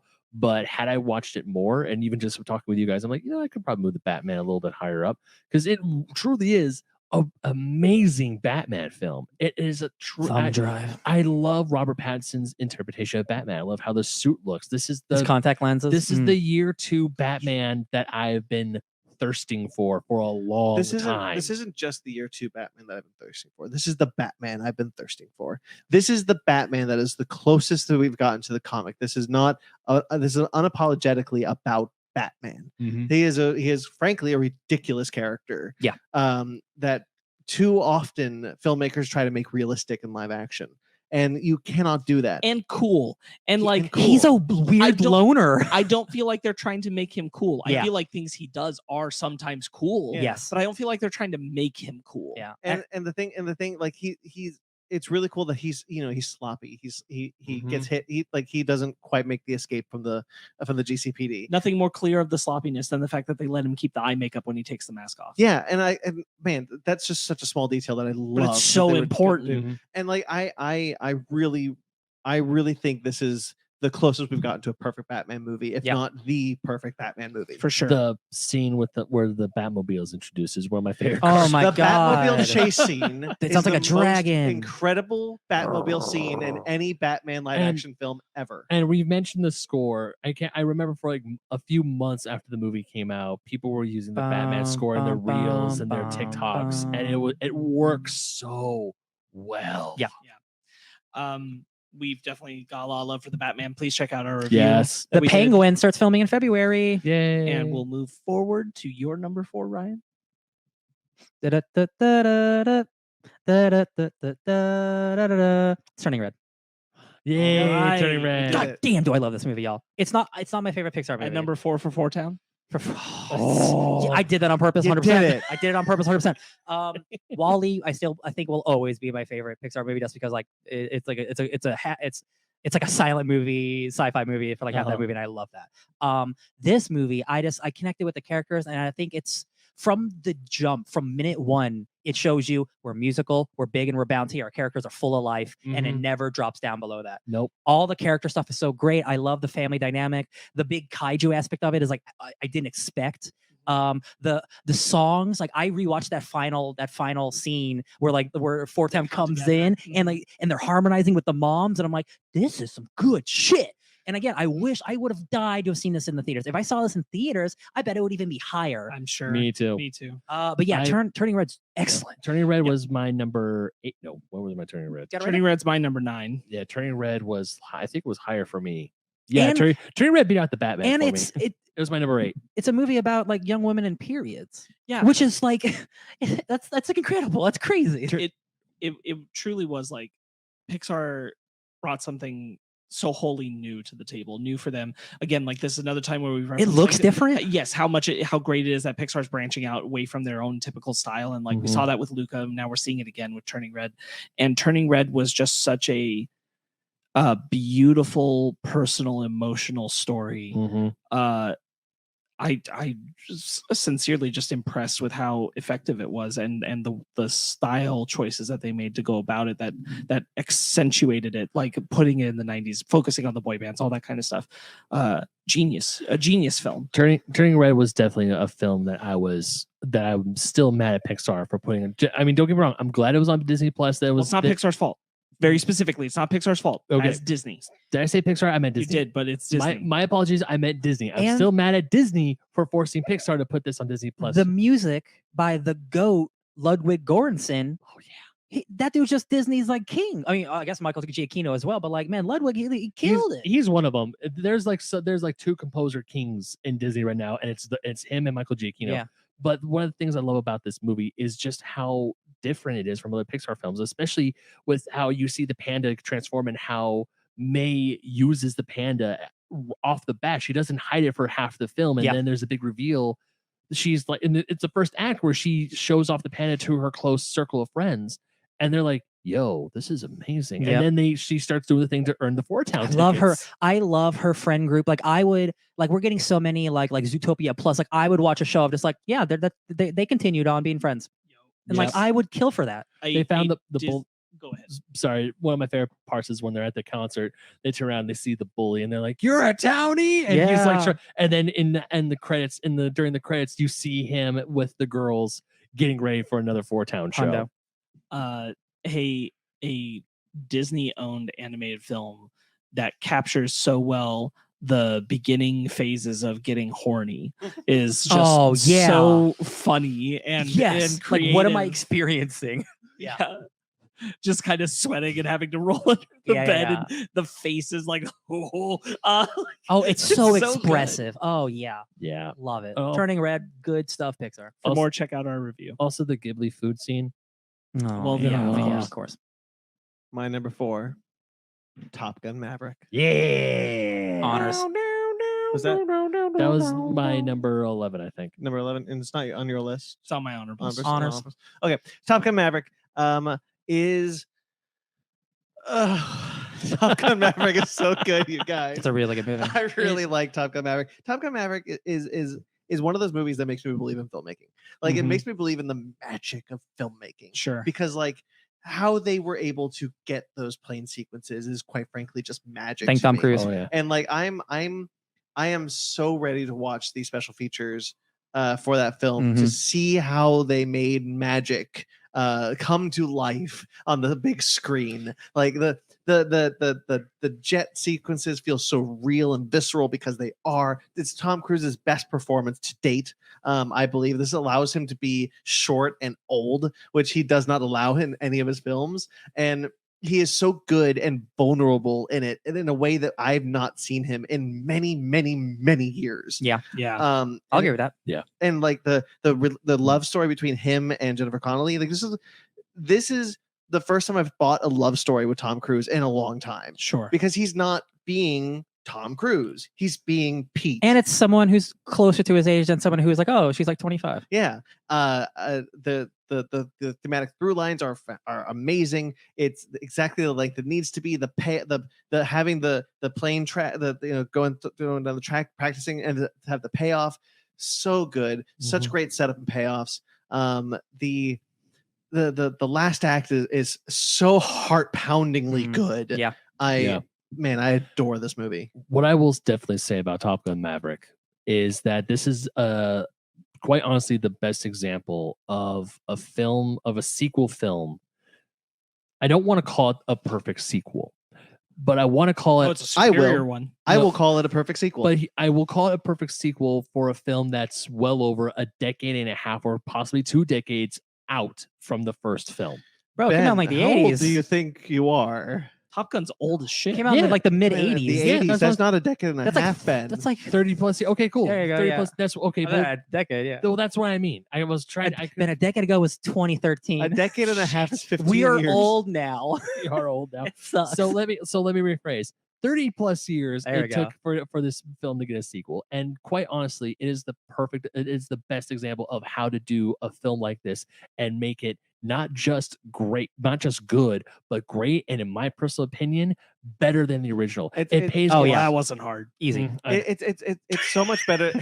It's so much better than the first one, in my opinion, as well. And I think all of our opinions. And the fact that, like, I think that the one of the things that really helps this film is that it's not just about planes. It's about morality. It's about mortality. It's about Tom Cruise. It's about Pete Maverick dealing with his mortality and dealing with the fact that he is getting older and he can't be this hotshot test pilot anymore. He has to. What is he going to bring to the next generation? What's he going to gift the next generation? And he comes with the crimes that happened in the 30 years after Top Gun. He Goose's son, Rooster, he pulled his application to the Academy, forcing his career back by years. And he goofed up. And it doesn't do the thing that I really don't like. Look, it can be done well, and I've liked his legacy sequels that do it well. But like his life from the first Top Gun to now to Top Gun Maverick was good. He's a decorated captain. He's doing what he loves. There are things that didn't go quite well, but he's not a down on his luck old man who has to come back to Top Gun. He's like successful. Yeah, I love that they did that. He straight up says, like, I lasted 2 months. It wasn't for me. I'm doing other things now, which is flying this test plane. And the Dark Star, which I flew in Microsoft Flight Simulator. This movie had such an impact that I downloaded that game and I played a flight simulator so I could do Top Gun shit. Yeah, I put it in my honorable mentions. It only didn't clear the bar because like it is incredible filmmaking and it is exceptional in that way, and there's a lot to really love about it. It simply for me did not have enough meat on the bones over the other things I would have put up there. Yeah, like it didn't need to be more for the movie it is. It did not. Yeah, but it's a simple film, and other things have been more complex with a lot more for me to need to chew on. Top Gun Maverick just got edged down, but it stays in honorable mentions because it's a very well made film. Every time, especially when it's original, is a joke. Every time Glenn Powell saves Maverick and Goose, Maverick and Rooster at the end of that film, I tears. Yeah, every single time. It's really good. Such a good moment. Yeah. I love that film. So your number 3, Ben. Number 3. Andor. That's my number 3. Higher. Ooh, higher. Good. Okay. All right. My number 3, and I will say that pretty much the moment I saw them, now it did adjust because some things came out later, but these 3 were cemented in their positions in the top 3 for good. Yeah. And number 3 is Peacemaker. Yep. So this was all of your number 6s. For me, it's my number 3. Yes. Peacemaker's exceptional. It was going to be my favorite show of the year, but then something else came out. And I can't get over, like, we gave John Cena Best Actor of the Year award by a mile. For our Fake Nerd Awards. Like he's so goddamn good at this, and so is everybody else in the cast. And James Gunn wrote an incredible show. He made an incredible show. Everybody came to play. I told you, I truly believe it is his masterpiece. Peacemaker is more than I ever could have imagined it being. Yeah. And the fact that like one of the best DC property things ever made is this show about Peacemaker is wild beyond belief, but it's so moving and so powerful. And I haven't watched it since, when did that come out? Like January? Literally a year ago. And like I still remember Adebayo and Myrn and Diebeard. And like I still remember like all the plots and the butterfly stuff and all the music. Well, it's because I listen to music all the time too. But like it's just I think we didn't expect it to be as so good as it was. So like when it turned out to be like, oh, this is one of the best shows of the year, like it excelled over that because like it's a show about Peacemaker, right? Like this was definitely a show that when it was announced, we're like, no, this can't be good. Okay, James Gunn's a trash show. It's probably gonna be pretty good. And then we watched it, was like, never mind, this is one of the best TV shows out there. Yeah. Peacemaker, I mean, one show did edge a few shows edged this out for me, but Peacemaker as a whole, truly, I mean, yes, I have put other shows higher than Peacemaker. Do I believe those? I put those higher shows because of how they affect me personally on a personal level. If I'm looking at this thing at Peacemaker objectively, there's only one other show that might beat out Peacemaker, and I already said what my number 3 was.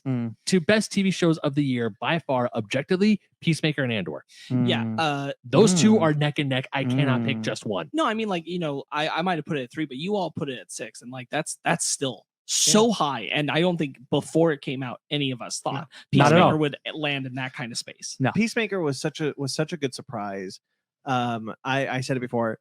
I believe it is James Gunn's masterpiece. I'm sure he will make another masterpiece, but like the amount of personal emotion that he put into this show is stunning. The fact that he is able to make such a personal, heartbreaking show based around Peacemaker, an old Charlton character that DC has not used in many, many years. Right. Like not even just that, but like a villain of the movie he was just in. Yes. Making him your protagonist is like, why are they doing that? It's a like story that like follows up on how he feels about having been put in that position. Like, see, like wild.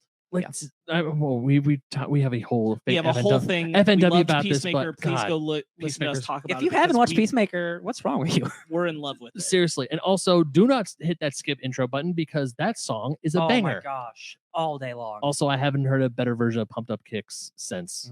Yeah. Your number 3? My number 3, the top 3 guys. This was tough to rearrange these. They all. Well, that's not your number 1. It's number 1. But number 3 is Everything Everywhere All at Once. Higher. Yeah. Well, there you go. Honorable. That's fine. My number 3 I already said, which is Star Wars Andor. Number 2, Ben. God of War Ragnarok. Honorable. All right.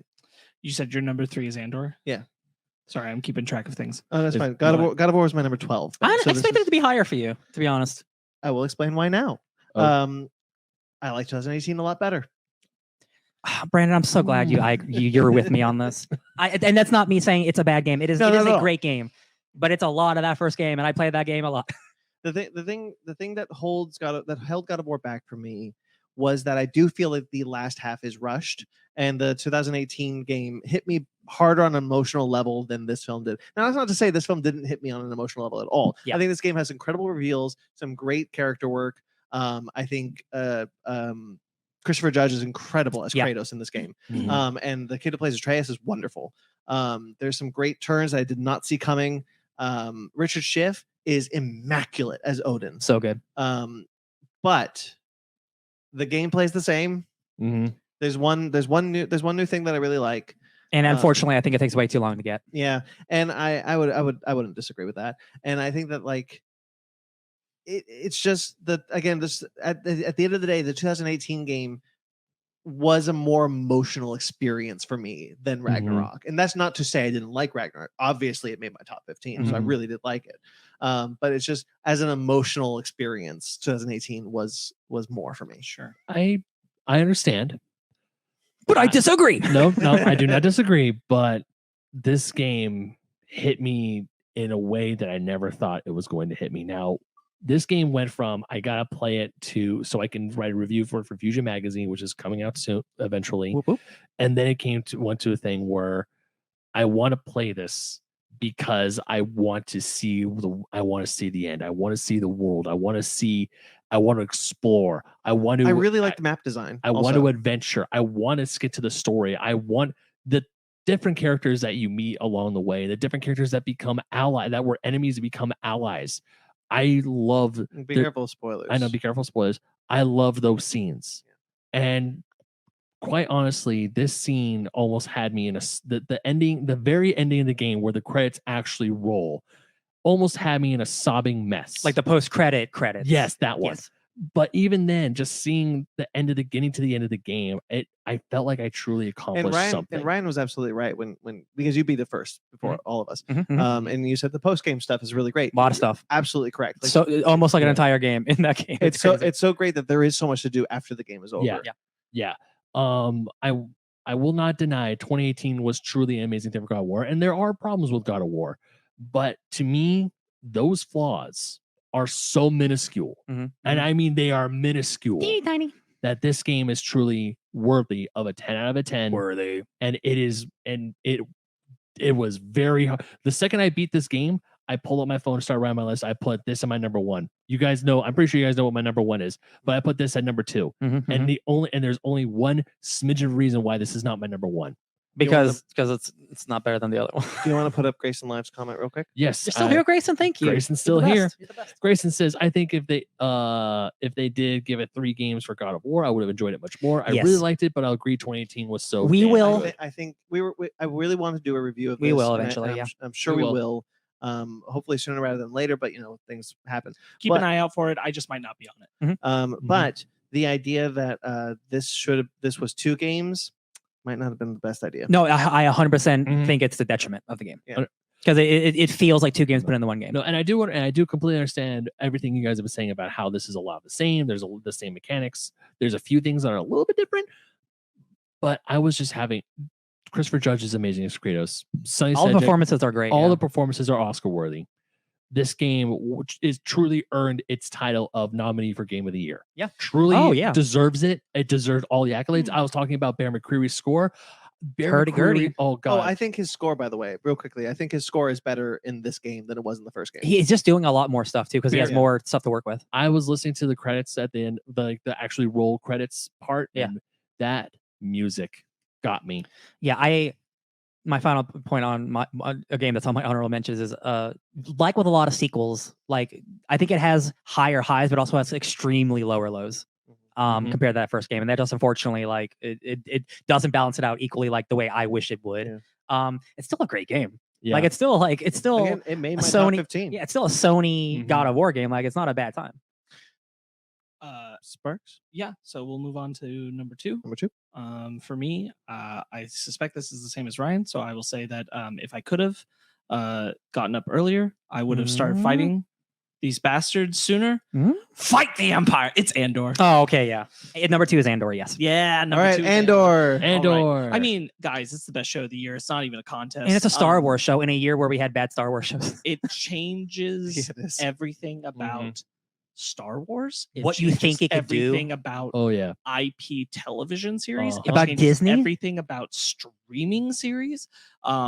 Andor has changed the rules of what can be on television. I'm so glad that when people finally started watching Andor and giving Andor a chance, they realized how great this show is. It really sucks that Andor was the last Star Wars show to come out this year because you get the 1-2 punch of Book of Boba Fett and Obi-Wan Kenobi, and you're like, I don't know if I want to watch the show about the you have to like character beat from Rogue people One. into submission to convince them to try to watch a show because like, oh no, it's good, which we've said about all the other shows. Some people have said so. Like, I get the trepidation, but like, man, this is a real ass show. Wait, Boba Fett came out this year? Yeah, top of the year. Yeah, that and Obi, it's crazy, right? Well, Peacemaker kind of took over my mind, so Yeah, fair. But the thing about like Andor is that Gabriel Luna is delivering a great performance. There's so many great lines. I think it is a career best for Andy Serkis. 5 of the best speeches or long line deliveries in Star Wars are now in Andor. Yeah. 5 of them. It's so unlike what we have been conditioned to think of a Disney Plus Star Wars show, and it's so wonderful that it was allowed to be made. Yeah, because I share my dreams with ghosts, dude. like, Stellan Skarsgård. how is that line in a Star Wars show? Like he should also get nominated for a Star Wars show. Like I don't know if it'll be, I don't know if it'll be Patty.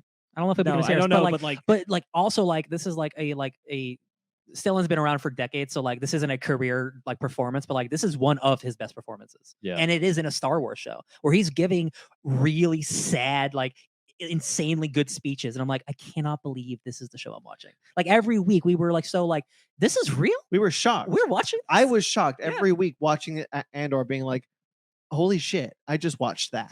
Prison stuff happening in a Star Wars show.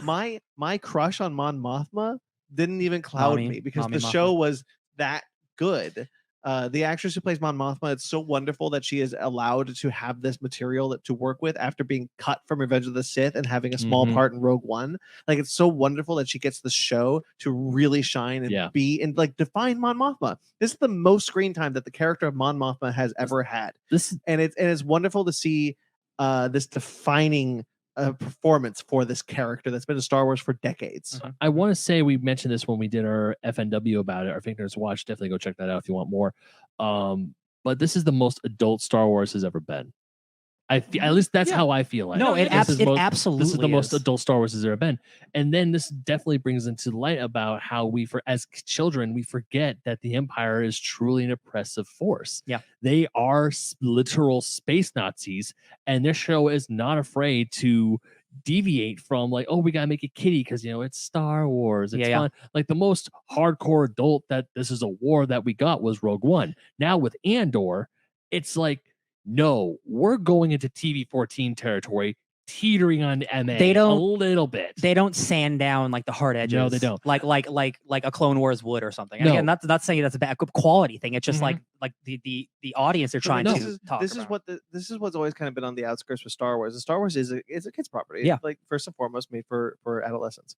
And like that is what Star Wars is made for. And it's honestly really great that it is.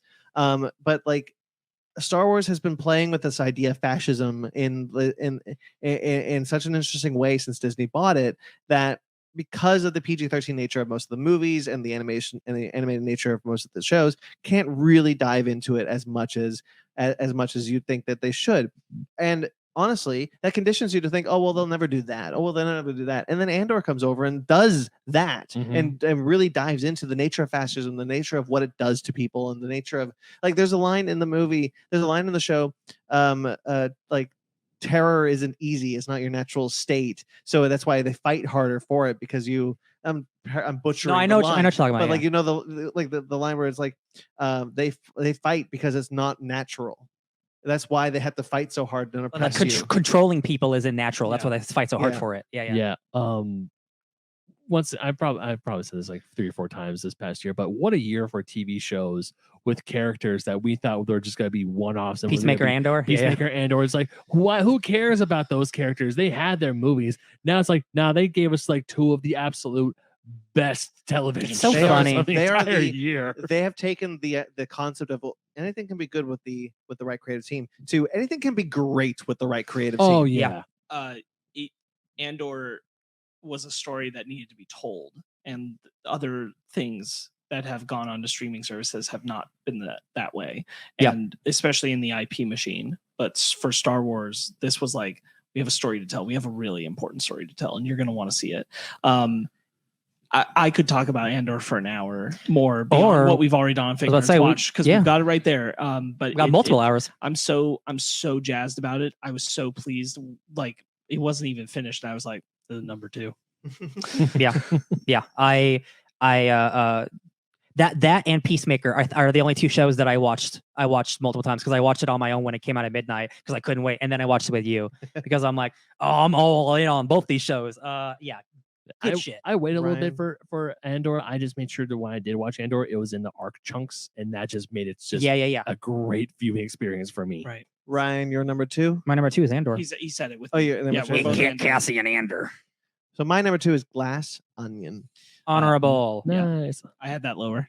I really love Glass Onion. I like it. I like it better than Knives Out. I've come to terms with the fact that I think it is a better movie than Knives Out. I love Knives Out. Knives Out is incredible, but this one is so good. I love the cast. I really, really, really like Daniel Craig as Benoit Blanc in this film. He really gets to shine and delivers some truly great lines. I don't know how many times I have quoted, "No, it's just dumb." It's just dumb. Over and over again.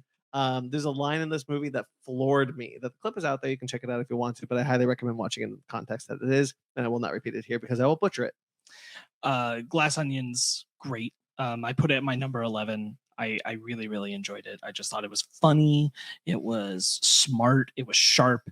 I don't think I would personally put it over Knives Out only because I think the supporting cast, not everyone gets to shine as well as they do in Knives Out. Sure, I understand. And that's really my major thing about it. But other than that, I just really like it. Yeah. I think it's so like the twist second half and everything reveal is well done. Yeah. The big twist is so good. Because and I didn't see it coming at all. One of the things I really like about Rian Johnson's murder mysteries is that he is so ingrained in murder mysteries that he can play with you. It can be like, oh, you think this is one way or but it ends up being the other. And I think Glass Onion is the epitome of that idea that like, well, Hercule Poirot adventures, you know how this is going to go. But this isn't a Hercule Poirot adventure. No. This is a Benoit Blanc adventure. Benoit Blanc. And I think this is I think this is Daniel Craig's best role personally. It's at least my favorite. I don't know. He's pretty good in Tomb Raider. It's at least my favorite role that he's ever done. Yeah. Yeah. Awesome. Favorite movie of the year? Glass Onion. Okay. Ben and Ryan definitely have the same number 1. Yep. Yes. Do you guys want to go on it now? Do you want to wait a little bit? No, let's just do it now. All right. Ben, say at the same time. 3, 2, 1. Elden Ring. I was gonna say something else and I totally blanked. Please don't. Please don't, you son of a bitch. Elden Ring is not just my favorite game of the year. It's not just my favorite thing of the year. It is one of my do the ring, Ryan. It is one of my favorite just pieces of art that has ever been created. Yeah. I already know I want to get a tattoo of the blasphemous sword, the sword that I used for 100 hours in that game. It's a sword that is taken out of a giant snake man's mouth, pulled out, and it's got like the decomposing bodies and like arms are hanging off. It's like Shin Godzilla's tail kind of. Essentially, Brandon, it's your worst nightmare. It's amazing. Yay. We've talked about Elden Ring probably hours at this point on this podcast and other podcasts. Every time we mention Basement Arcade, we do a Basement Arcade quarterly. It's on every quarterly. It's There's on 2 episodes of Basement Arcade. Seriously, Elden Ring has been, ever since this game came out in February, I knew we were in for a treat. I knew we were in for something special. And this was it took well over 7 months. Inside a belly, and it's got like Oh God, Ryan's showing Brandon. Yeah, it's super gooey. He's showing the sword, the blasphemous sword. It's the coolest sword I've ever seen. But yeah, this game was inside my PlayStation 4 for the longest time, and it finally came out when I got God of War Ragnarok. Yeah, I played over 198 hours total, and that is with playing online with Grayson, with you, with my brother, just playing all sorts of things. Grayson is in the chat doing the a little bit of Sparks, yeah. He just put a little bit of Sparks. Sorry, a little bit of Sparks. Just a little bit of Sparks. Yeah, Grayson's in the chat doing the because he would text me and he would stay up early Friday mornings and be like, "You want to ride into glory?" I'm like, "We're riding to glory." Yeah, I play a lot of video games on multiple systems, but on my PlayStation specifically, I played 700 hours of video games. 1/3 of that was Elden Ring. That makes sense. 230 hours was Elden Ring. And I enjoyed every single minute. Even the bosses that were giving me trouble, I would just take a breath and just go back at it. Yeah. This game, the you reason why, learn and you beat them. As much as I loved God of War, I mean, Elden Ring, everything about Elden Ring was fantastic. The art design, the story wasn't like in your face like God of War was, but the art design, the creature design, the characters. It's a video game. The gameplay is always the gameplay was there. I was playing this game so much that when I would play other games like Kirby or even when I would try the Cuphead DLC with Fanny, I'm pressing the wrong button because I'm thinking it's the dodge roll from Elden Ring. Oh yeah, or we take a break and then we come back to Elden Ring, which there are videos. And then they're like, it's been 2 months. Yeah, like when we were fighting I have no memory of this place. Like when we were fighting the Dragon Placidusax. And my boy. No, Placidusax. That's his name. I know, it's just really funny. You know, Dragon Lord. Yeah, we're the great Dragon Lord Placidusax, and it's King Ghidorah. Yeah, the 2-headed dragon. Ryan and I are trying to kill this boss, and Ryan's like, "Oh, that's not the right button." And then we finally get our groove back, and then we kill it, and we're like, 15 attempts later. You feel like you're on top of the world. Yeah, it's like drugs. It's great. Yeah, like every time you beat a boss in any FromSoft game, it's great. But like Elden Ring, just like it gives you player choice in a way that no other game I've ever played in my life has given you. And I said it is the ultimate Dungeons and Dragons game where you can play any class with all your friends, do any boss. It's all open for you. You want to change up your stats that you have, or you can restat and you can redo a new build. It does not play against you. They give out those rebirth things like candy, larval tears. Those larval tears like you candy. Played a mere 25 hours. Sparks, I know you have stuff to say about it. So it was my number 15, and I had to put it on my number 15 because I didn't get the full amount out of it that you guys did. I didn't have the time this year to do it, but that is more than I usually put in plenty of other games. That is the full length of other games. And for me, the thing about it is that Elden Ring is so beautifully rendered to be tell your own story in this world, and that I played a lot of role-playing kind of games, and it's never felt like I'm just doing my thing. Yeah. I'm just doing my thing like you would in tabletop role-playing. And I can create my own narrative of my character, and I'm guiding my own story, and it feels so fulfilled in that way. Yeah. And even with my small amount of time in it, comparatively, I get that. 25 hours is still a lot. I felt that experience. I understood that like I crafted my own path through things, and that kind of agency is the kind of thing I want open world games to give me, and is why other open world games that don't have that bother me so much, because it feels so like bullshit to go to just a pad time, and I never felt like I was padding time. Oh no. Like I know. Did you have Pokemon on your list at all, Ben, anywhere? No. Okay. I did not. Just look at the open world of that game and then the open world of Elden Ring. Not even it being a Switch exclusive. Just like the fidelity and just like the care, and just like it's not just like random assets thrown into like it's like man, like Sonic Frontiers. Yeah. I'm truly thrilled for you guys to have a game of the year pause menu, which there will be for Elden Ring. For you guys to just absolutely go off and gush, because I know this is special. Mhm. And I'm so glad you guys got Yeah. to get so much out of it, because you guys is like, I like playing video games a lot, but you Yeah. guys are very passionate We're gamers. pro gamers. And like, and for you to get something like this, I know that's awesome. And Yeah. it's so incredibly special. When I was really hoping to get Ryan to play with me, but he was busy that day. So I summoned a bunch of people in to help me take down Melania, the Blade of Mikola. the worst. The worst. When She's the I worst. beat her with help. I will not say I 1v1'd. That was a cat. A cat scared the shit out of Brandon. the scratchies. He put his claws in my thigh. Yeah. Oh, She- that's Yeah, even worse. The She, scratchies. Astra, why do you do things? Because she's a cat. She is a Okay. cat. But when I defeated Melania, Yeah. I felt so elated. And then there are times I'm playing bosses on Cuphead DLC with Fanny.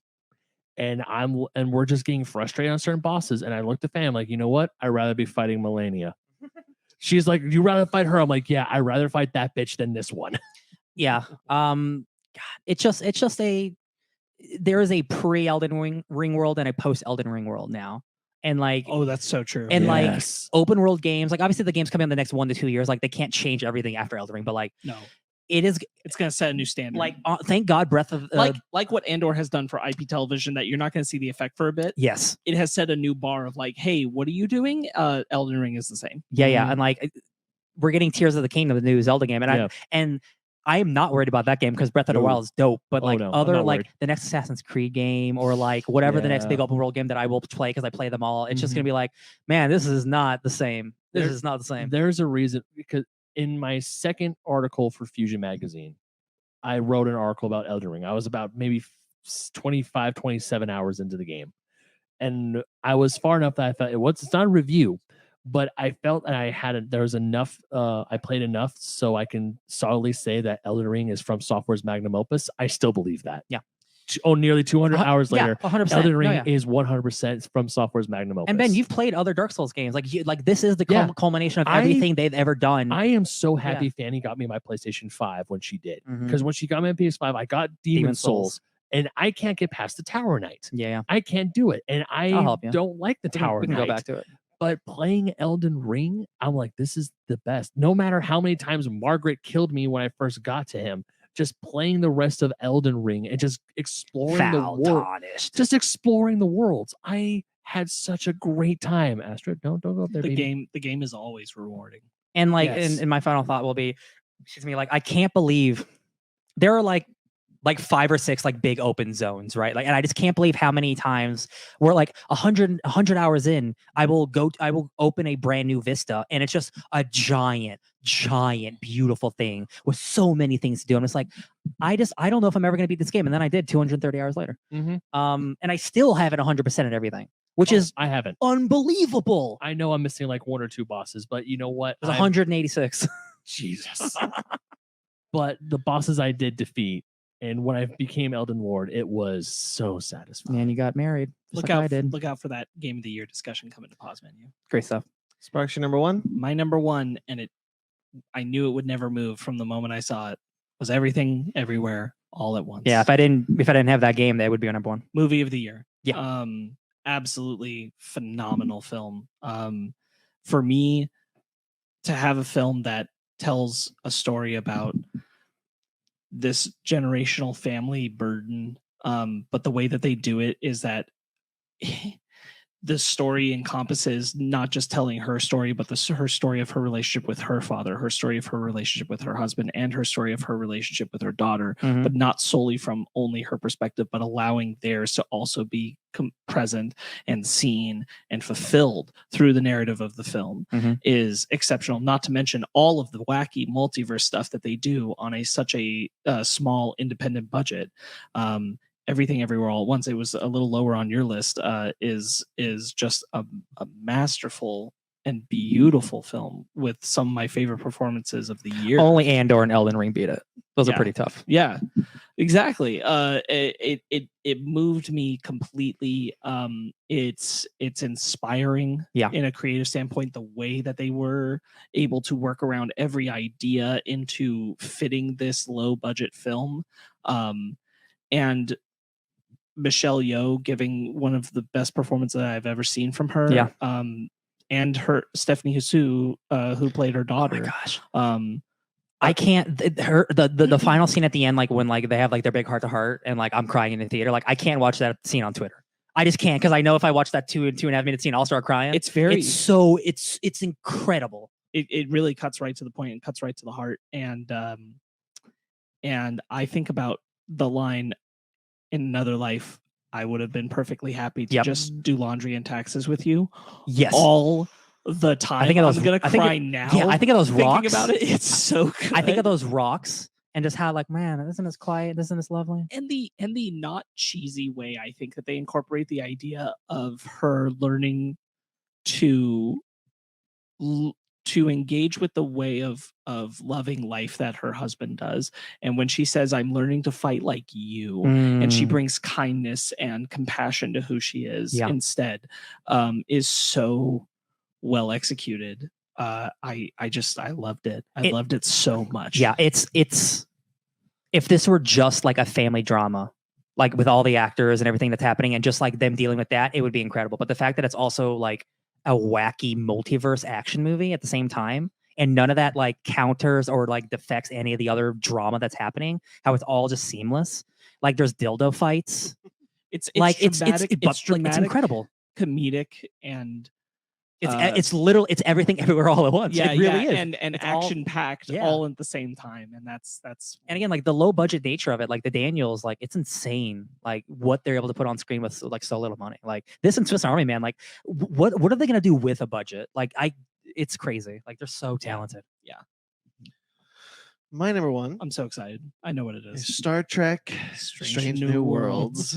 Engage. That was down at my. I gotta double check. Where was that on my list? I had 11 alternating between 14. I had alternating between 2 and 1. Glass Onion and Strange New Worlds kept switching a lot, but finally I just, you know what? I have not stopped thinking about Star Trek: Strange New Worlds. That's so awesome. That is the show. That is the show of the year for me. I love Andor. I love Peacemaker. But Star Trek: Strange New Worlds was such a beautiful piece of science fiction, such a wonderful reminder of why Star Trek is good and why people of all ages need to watch Star Trek all the damn time.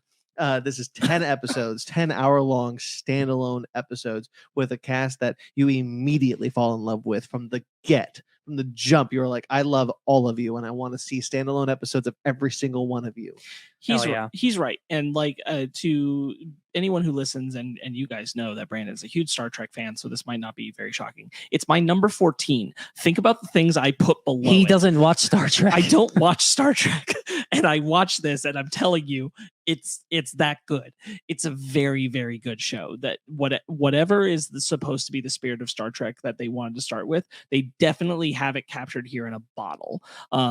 With this cast, with this team, shipping a bottle. It's just not like the sci-fi shows I'm seeing on television around it right now. Yeah. It's not like the Star Trek I've seen on television in the past 2 decades. Yeah. Just what I've glimpsed or what I engaged with as a kid. Like this is something else. And it's very, very effective. The thing that's so interesting is that, like, there's Star Trek. There's 3 ages of Star Trek. There's Star Trek the original series. There's the golden age of Star Trek, which is the 90s, which is the 80s, 90s, and early aughts, which had Next Generation, Deep Space Nine, Voyager, and Enterprise. And then we had a long gap where we had the Kelvin films between that. But then we had this new era of Star Trek, which has Discovery, Lower Decks, Prodigy, Picard, Strange New Worlds. And I like Discovery when it's good. I think it's pretty good. Lower Decks, I think, is great. Before Strange New Worlds came out, it was like the Star Trek show for me. Prodigy, I'm struggling with Prodigy a bit more than other people, whatever. Picard really let me down this season. I was so hot on it in the beginning, but like the season really let me down. And I'm excited for the third. But Strange New Worlds was like, hey, remember Star Trek? Remember how good you're supposed to feel when you watch Star Trek? Yes. We're gonna give you that. I love it. We're just going to do Star Trek. And like, not to like ignore it, Star Trek: Strange New Worlds to me is the show specifically benefiting from the Orville. Yeah. The Orville worked, and they saw, the Orville can work. Well, we can bring Star Trek sincerity and thoughtfulness to that, and just also do that. And not that it's like aping off of the Orville, but I think the Orville proved that there is a model for like good old fashioned Star Trek that's still out there. Yeah. And Strange New Worlds said, all right, hold my beer, let's run with that. Yeah. And they did. They went for it full speed, and it worked. They reimagined such interesting characters like the Gorn, which are a great villain from the original series that are reimagined in such a cool way. Lizard Man. The moment the first episode starts and Anson Mount as Captain Christopher Pike says "Space, the final frontier," I'm like, oh shit, we are here, baby. Alrighty. That Enterprise design is beautiful. Eagle Moss went out of business at the wrong time because I would have bought that damn ship. Them. And it's such a colorful show. Yeah, it's so bright. I love because like that's what a Star Trek was. Because that's what original Star Trek was, and like they've translated that very, very well. I love the uniform design. Love it. It's so pleasing to look at, and then just so well done. I really highly recommend it, guys. It's a great show. I'll watch it this year for sure. All right. That's it. It, guys. Hell yeah. That's it. So we're gonna real quickly do if you What were a with great us, year for entertainment, it y'all. really was. I'm so surprised, but also thrilled about a lot of the choices here. Mhm, Like mhm. what a great time that was. Okay, guys, I'm going to read back your top 15 to you, and then Exciting. after I read your top 15, I will read your predictions that happened in the middle of 2022 when we did our 6th anniversary special, our annual. We predicted where we thought we were going to land with a bunch of things. So I'm going to start with boy. Ben. Oh boy. And Ben, your top 15 were Elden Ring, Yep. God of War Ragnarok, Andor, Sonic the Hedgehog 2, House of the Dragon, Peacemaker, The Rings of Power, Turning Red, The Batman, Kirby and the Forgotten Land, Top Gun Maverick, Cult of the Lamb, The Northman, Werewolf by Night, and Slumberland. Man, and on a different day, like that could have been my list. Like every for sure. So much good shit. Like everything you hear on there, you're like, oh, that's great. Yeah. Yeah, for sure. Ben's predictions were that he didn't do a particular order for most of them, but he did say Elden Ring would be number 1, which he was correct. Wow, hell he was yeah. right. He said Sonic the Hedgehog 2 would be number 2. It's on number 4. So And then in no particular order, The Batman, which was on your list, uh-huh. Doctor Strange and the Multiverse of Madness did Nope. not Nah. make the cut. Uh-huh. Peacemaker, Kirby and the Forgotten Land, Mhm. Top Gun Maverick, Mhm. Thor Love and Thunder, No. No. Interesting. Stranger Things. Nope.